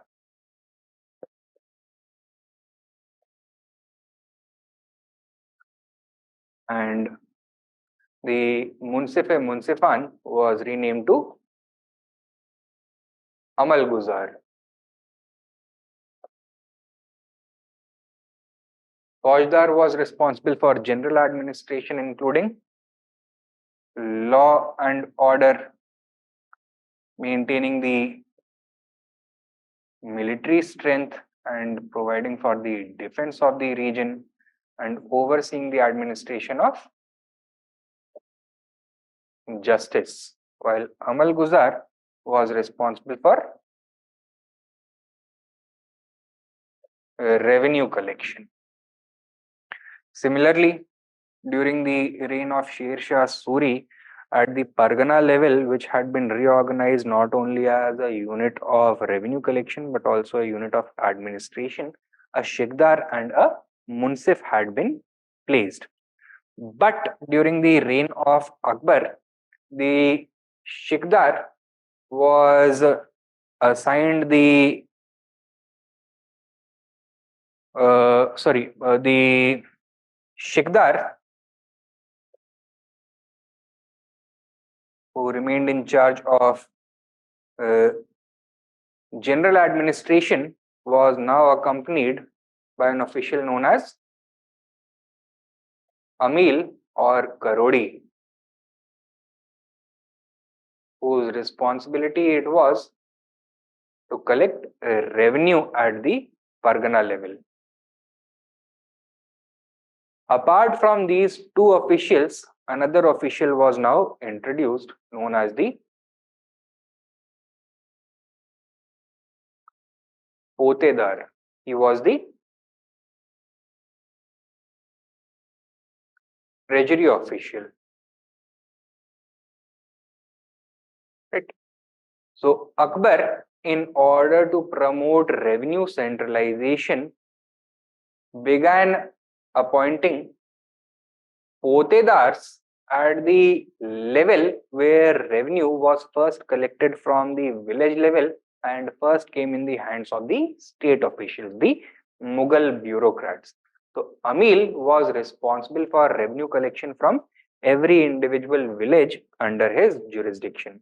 But he was not supposed to remit this revenue to the superior official, that is Amal Guzar, who would then remit to its own superior, that is the Diwan. Rather, he was supposed to hand over the entire amount of revenue collected to the Potedar or treasury official, who would then send it directly to Agra जहाँ पे royal treasury था, imperial treasury था, right. So this treasury official was an instrument of revenue centralization at the Pargana level. What the Amal Guzar used to do was to collect not the actual revenue but the revenue records and oversee them.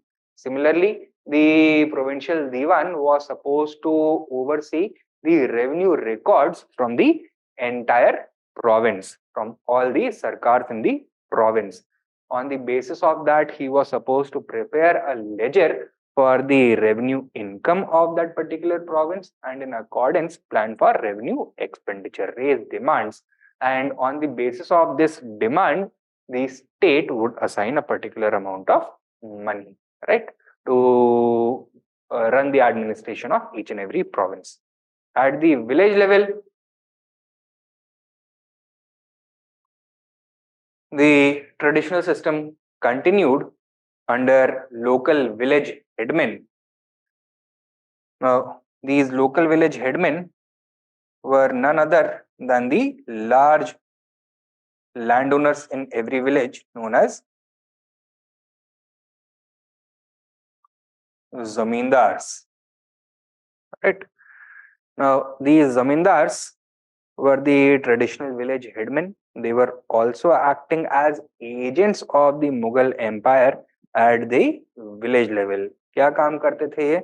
They used to collect revenue from the other peasants living within that village and hand that revenue over to the Amil after taking out a certain portion as their commission. So they were not appointed officials of the Mughal Empire. The emperor did not used to appoint them. They were hereditary local landed gentry. They were the hereditary local landed gentry. However, they were acting as agents of the state.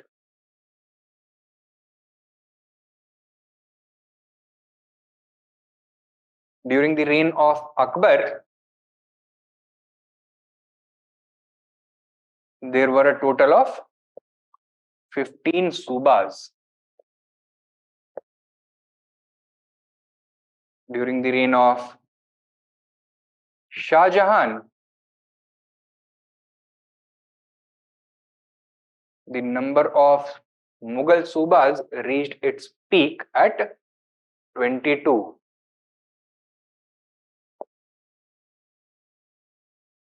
However, Aurangzeb consolidated the 6 different subas of the Deccan region into a single suba. He assigned it the name Deccan, and thus the number of subas declined under Aurangzeb.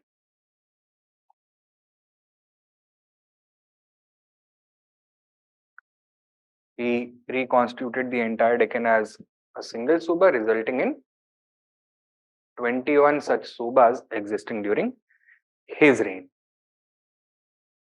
Right? So this was the provincial administration of the Mughals. समझ में आया है ना? क्या क्या elements देखने के लिए मिले हैं? That Akbar was the first Islamic ruler of India to introduce standardized provincial administration. He reconstituted the various iktas, vilayats and khittas into standardized provincial units known as subas. यहाँ पे यूनिक क्या था? That the officials at this level were directly appointed by the center and paid for by the center, right? Through temporary jagirs instead of hereditary land holdings. Two important elements of Akbar's provincial administration: uniformity and the element of separation of powers, right? This is the structure of provincial administration and sub-provincial administration: Suba, Sarkar, Pargana and Gaon. How did Akbar ensure separation of powers? By vesting provincial authority in not a single but several officials. And an additional note you can write down: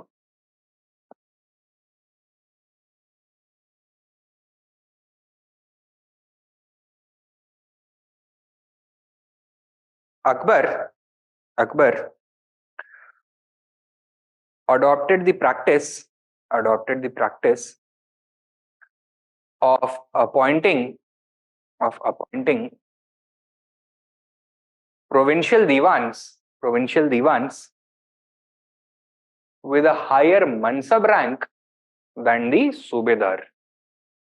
With a higher mansab rank than the subedar.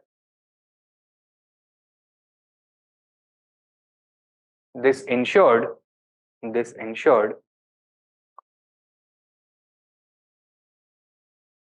constant tension between these officials, thus preventing the emergence of a powerful local alliance. Thus preventing the emergence of a powerful local alliance. Next point likho. Similarly,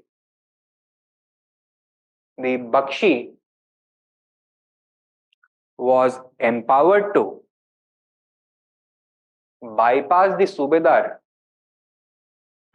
The Bakshi was empowered to bypass the Subedar in wartime.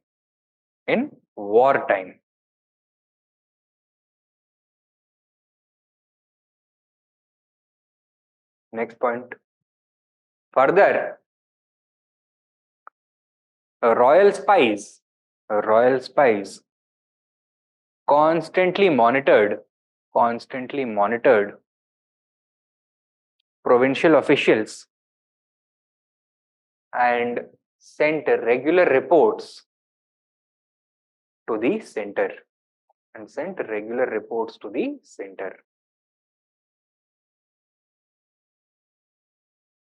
Right. So this was Akbar's administration and the nature of the Mughal state, both central as well as provincial administration we have covered. Next, we'll be covering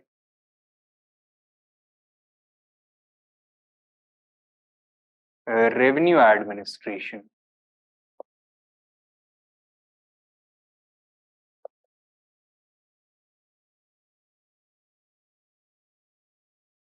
Under Akbar.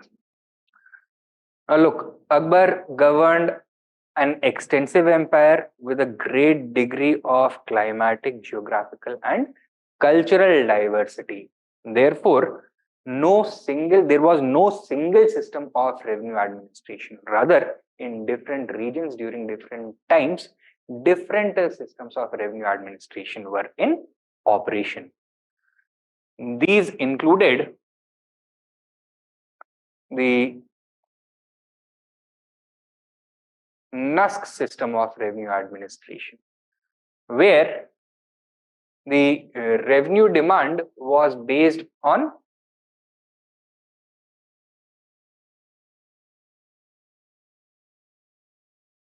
previous year's collection.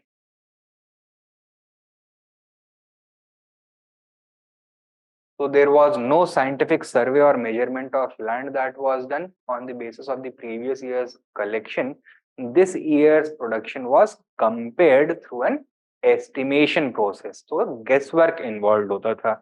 And on the basis of the previous year's collection, this year's demand was adjusted. If there has been good rainfall, if there has been good sunshine, if there has been no outbreak of drought or maybe attack of a locust horde, etc., then the collection would be increased. But agar koi natural calamity hua, production has declined, then collection would also be decreased. So ye hota tha NUSC based on previous year's collection.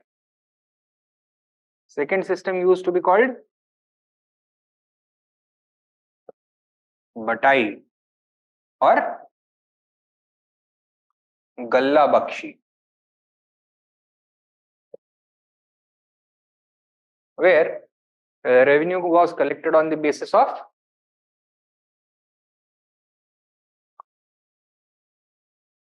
current year's collection. Sorry, current year's production.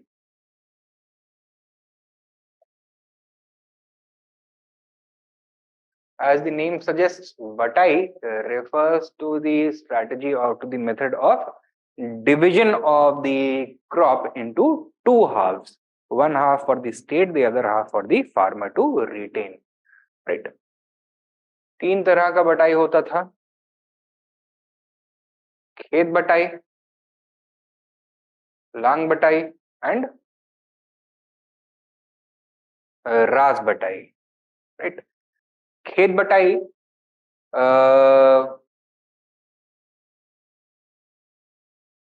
included the idea, or it incorporated the practice of dividing the entire farmland which had been cultivated by the farmer into two portions. One portion from where the harvest would go to the state, and the other from where the harvest would be kept by the peasant. So the farm was divided. खेत की बटाई हो जाती थी, so खेत बटाई.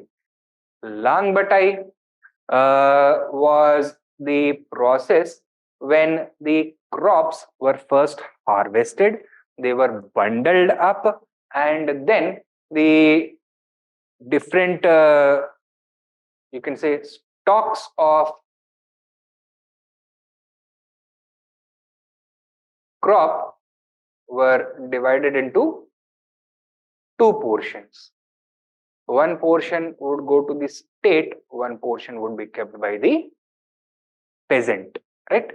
And ras batai was the process of division of the grains after they have been threshed, winnowed, and stored in the form of a grain mound. Right? One portion would go to the state, one portion would be kept by the peasant. So this was ras batai, khet batai, lang batai, and ras batai. I hope this is clear. And finally, we had the Zabti system that had initially been introduced by Sher Shah Suri and continued during Akbar's reign till 1579, when it was modified. What did it involve? It involved the raising of the revenue demand based on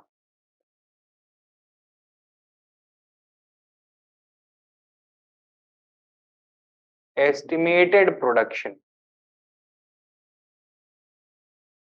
And how was the estimation done? On the basis of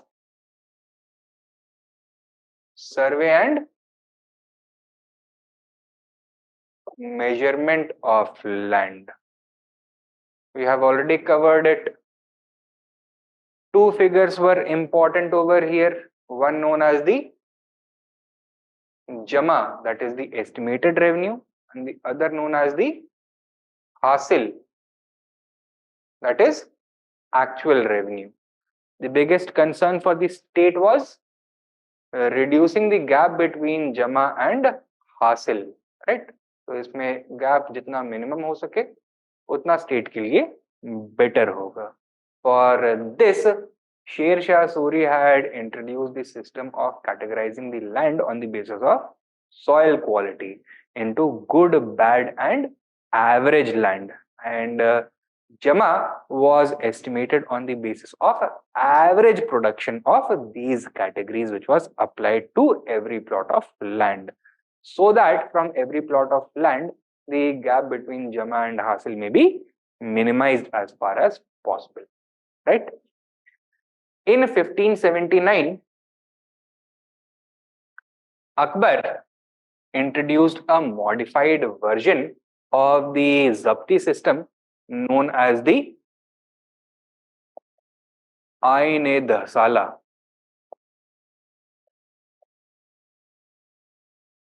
It is also known as the Todarmal बंदोबस्त.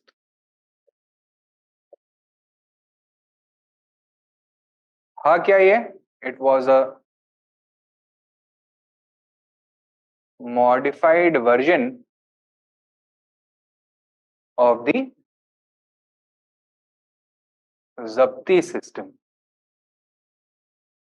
While the Zabti system had made some efforts to reduce the gap between Jama and Hasil, the Aine Dhasala went one step further. The system receives its name from the scheme or from the basis of revenue estimation. Dah means 10 and Sala is year. Right? यहाँ पे 10 साल का कुछ element था. क्या था? Let us see. Now, Akbar decided that the Aine Dhasala system should account not only for regional variation and the variation in soil quality, but also temporal variation and variation in frequency of production when it came to revenue estimation. Therefore, he ordered his officials to collect the statistics for crop yields.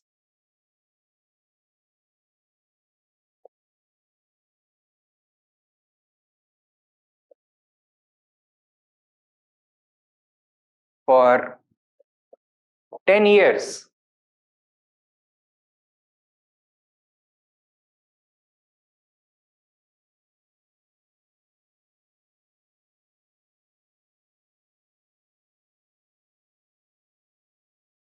From every region.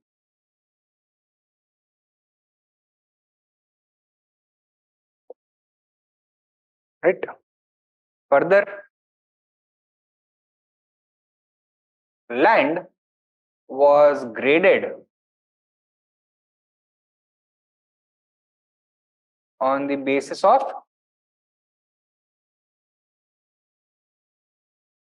frequency of cultivation into 3 categories: foliage, paroti, and chachar. Right?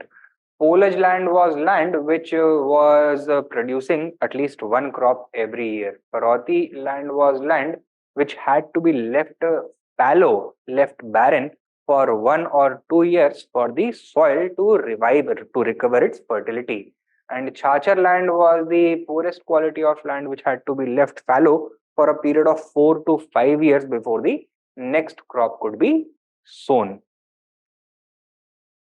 The land was further graded on the basis of soil fertility.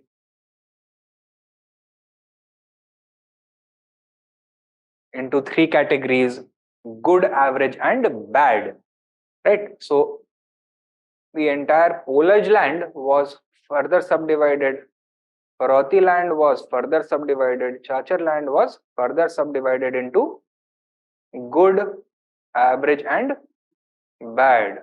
Good, average, and bad. Good, average, and bad on the basis of soil fertility. Right? And for each of these 9 subcategories, crop yield averages over the previous 10 years were collected. ठीक है? तो 10 साल के yield के averages collect कर लिए गए. On the basis of that, for each soil subcategory, for example, this is foliage land, good, average, and bad. For these 10 years, a 10-year average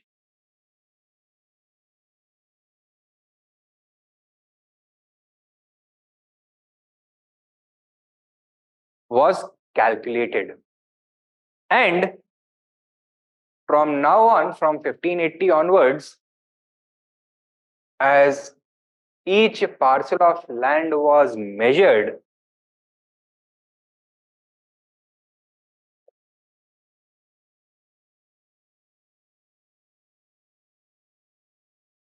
crop yields would be estimated on the basis of these averages. So if it is polage land and of average quality, then this average would be applied. If it is paroti land of poor quality, then this average would be applied, right? So survey and measurement and 10-year yield average became the basis for estimation of production, right? Land revenue rate was fixed at 1/3 of the estimated production. तो जितना भी estimate बनाया गया है उसका 1/3 to be paid as revenue. In what form? In cash form only. Now, Sher Shah Suri had provided for the collection of taxes in cash, and for conversion of kind demand into cash demand, he had circulated a price list. Ray. दिक्कत क्या था? In that price list, only prevailing prices at Delhi were considered. Right? In order to further improve upon this, Akbar divided the entire empire into various price circles called dasturs. And for each price circle, for example, if this is the entire empire, तो कई सारे price circles बना दिए इसने, right? These were known as dasturs.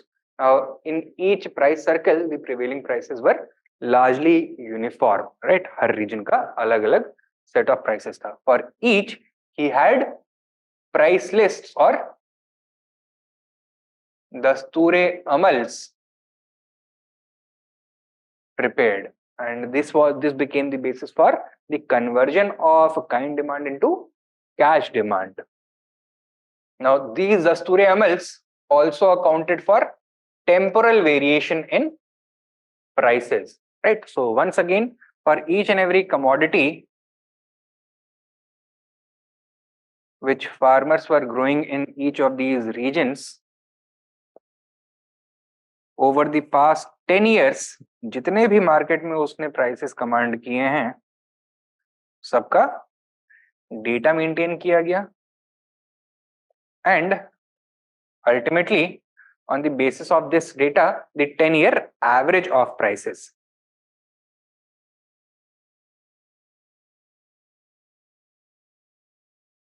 was calculated.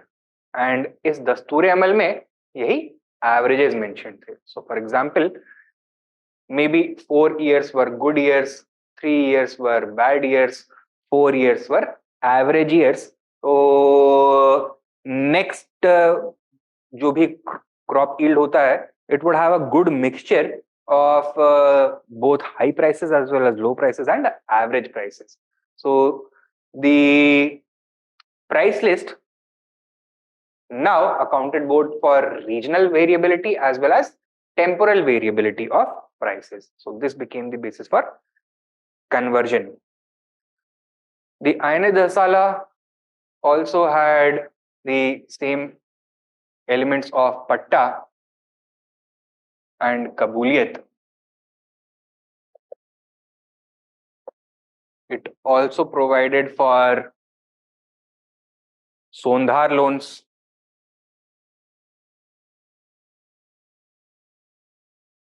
and it also incentivized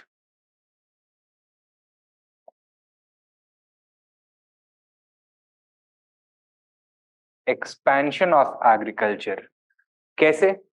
land revenue exemptions were given for any new piece of land which had recently been brought under the plow for a period of 4 to 5 years. So, for example, if a farmer was to clear a new piece of land and begin cultivation over here for a period of 5 years, he is not going to be charged any taxes.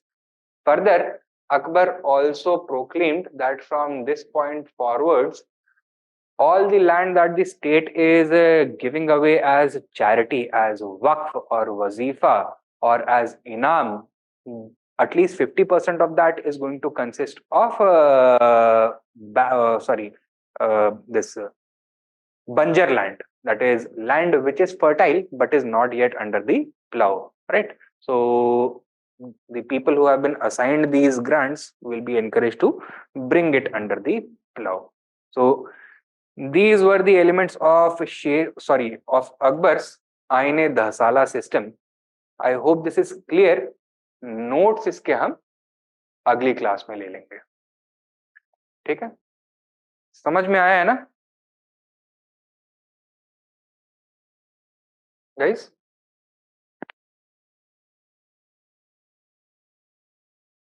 You understood this? चलिए, ठीक है. All right then. So if there are no doubts, shall I end this lesson, this lecture? All right. Thank you. Thank you.